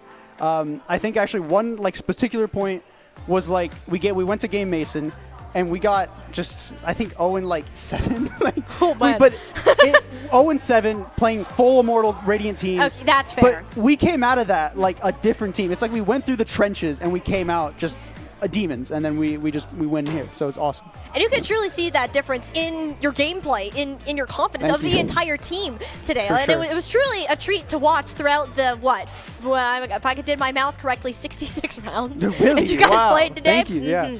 It was That's insane. hype. So, and I do want to talk to you. So you've been on the team before. You're the oldest member of the team so far. Wow. So I'm sorry. You're not old. But I mean, being on the roster with all of these newcomers in these first years, kind of building that up. Can you tell me what that transition has been like from introducing these people to the roster until kind of now winning this championship? Like, what was really some of those that growth phase that went through? I think we definitely just start off with a lot of basics. As I said, we started off really kind of just brand new players, and instead of we had to start off, it wasn't even just team dynamics. It wasn't even anything. We started off with how to have proper crosshair placement, how just the fundamentals of the game, and then from there, once we had those down, we then transitioned to wider team goals. How do we keep our mental up when we're 110 down? How do we when do we rotate? What are protocols? Things like that. We just took it step by step, and it really worked. It really worked. So, I could see that. Big props to Abby as well, who's been just doing so much work with us, and I'm really happy to work with her as IGL. It's fantastic. That's awesome. Yeah. And I've heard that you've been getting in a lot on this kind of IGL stuff too. I'm in the mid. I used to be in IGL. I think she's probably better in a sense. She does most of the calling, and I imagine if she's on one side of the map, I'm on the other side. We have full coverage. I help a little bit here. I give her a lot of headaches. She'll tell you. I make her pull her hair out. But it just. I help a little bit here and there, and then she's kind of the final save. Whatever she does, I trust her full 100%. She tells me to go through the smoke, I'm going through the smoke. But at that same time, I'm saying oh, well, what if we do this? What if we do that? And I think it really works out. That's a big part of team play is this general trust that you guys have for each other, which only is gained over this time and practice. And I see Abby, I see you guys practicing with the VOD reviews. It's insane how much these guys put into the game. I don't think you understand to the degree and the passion that you all have. Thank you. It's truly just a treat to have watched your growth and evolution throughout the season. And do you have a particular favorite moment that you can think of from this season? I think it was a map. It was a route. So we were at Game Mason. We got obliterated.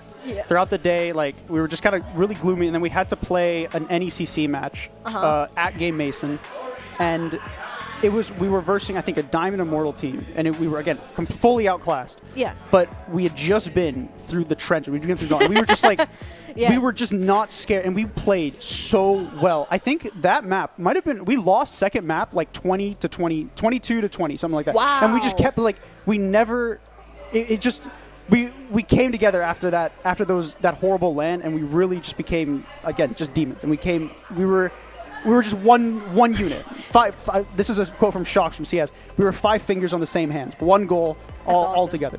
So it was that really big turning point that you guys hit, and it was just exponential growth from there. And that's That's awesome, especially because this is mostly a younger team that Yeah. like has a lot of Except for kind of me. room. Except for you, are you going to be participating on the I team think further? I've always preferred to be a team manager and casting, but maybe one day I'll cast here. But Hey, I'd love it. yes, It'd be fun. thank you. No, team manager. Hopefully, I've always preferred it. I actually think I provide more value as a team manager.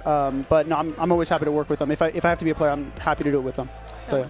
Well, I look forward to seeing what you continue to do Thank with the you. Valorant roster, whether that's playing on the team, which you are incredible, Thank by you. the way, Appreciate or on that management side. I mean, all Thank of them are you. incredibly important to Appreciate the it. overall, their overall success that they have. Thank you. Before we kind of wrap up this interview and close out, I want to give you the floor for a minute. Do you have any last second shout outs, any final words you'd like to say to the people? I think first, thank you. I think I sent this chat or the stream to a lot of people. So thank you guys, everybody, for watching. A lot of people were interested in watching, so I really appreciate everybody coming. Me personally, everybody at Shenandoah. I've played in a lot of teams. I've managed a lot of teams. This is one of the best ones I've ever managed. You get the system we have here. Or you get at Shenandoah is just amazing. And then lastly, like the players. You guys like are awesome. It's one of the best experiences I'd have ever had. And on a team, genuinely, and I owe it to all of you guys, Abby, Jaden, Sophia, and Carter. All of you guys are amazing. Thank you guys. I love to hear the sentiments for the players, and and you couldn't have asked for a better way to cap off your for sure. performance, your season here with the spring esports session that we've had at Shenandoah. I mean, you guys have had that grand championship going your way, and we are all so proud of what you've been able to accomplish, both here and both behind the scenes as well. And we're looking forward to continuing to support your progress going forwards. With that, I'm just going to go ahead and conclude our broadcast for this evening. Congratulations, of course, to our Shenandoah Valorant team for the win today. Still much more to come here with the Shenandoah Esports season, so make sure you go ahead and give the Twitch channel a follow. Stay updated on all other courses of action. And with that, have a great rest of your night, and we'll see you on our next broadcast.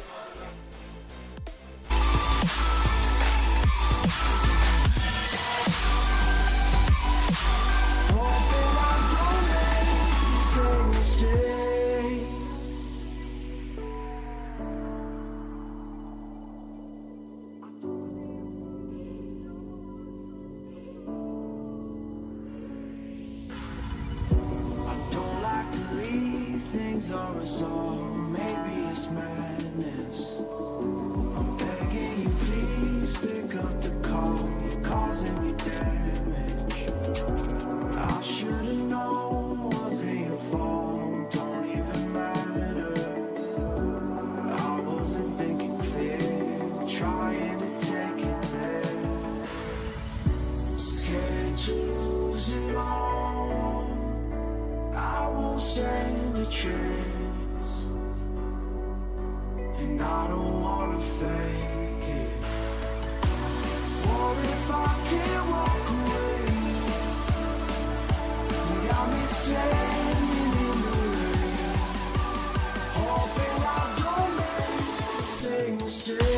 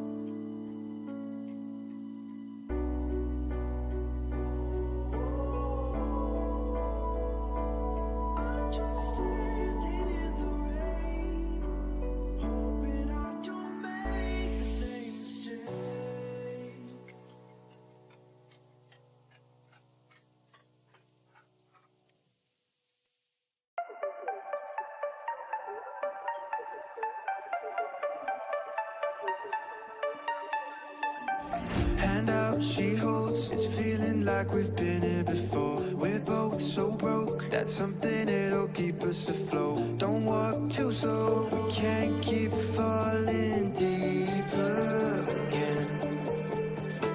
Came too close and the taste so far from pure.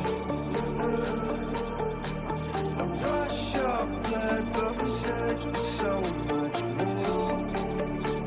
We've all been here before.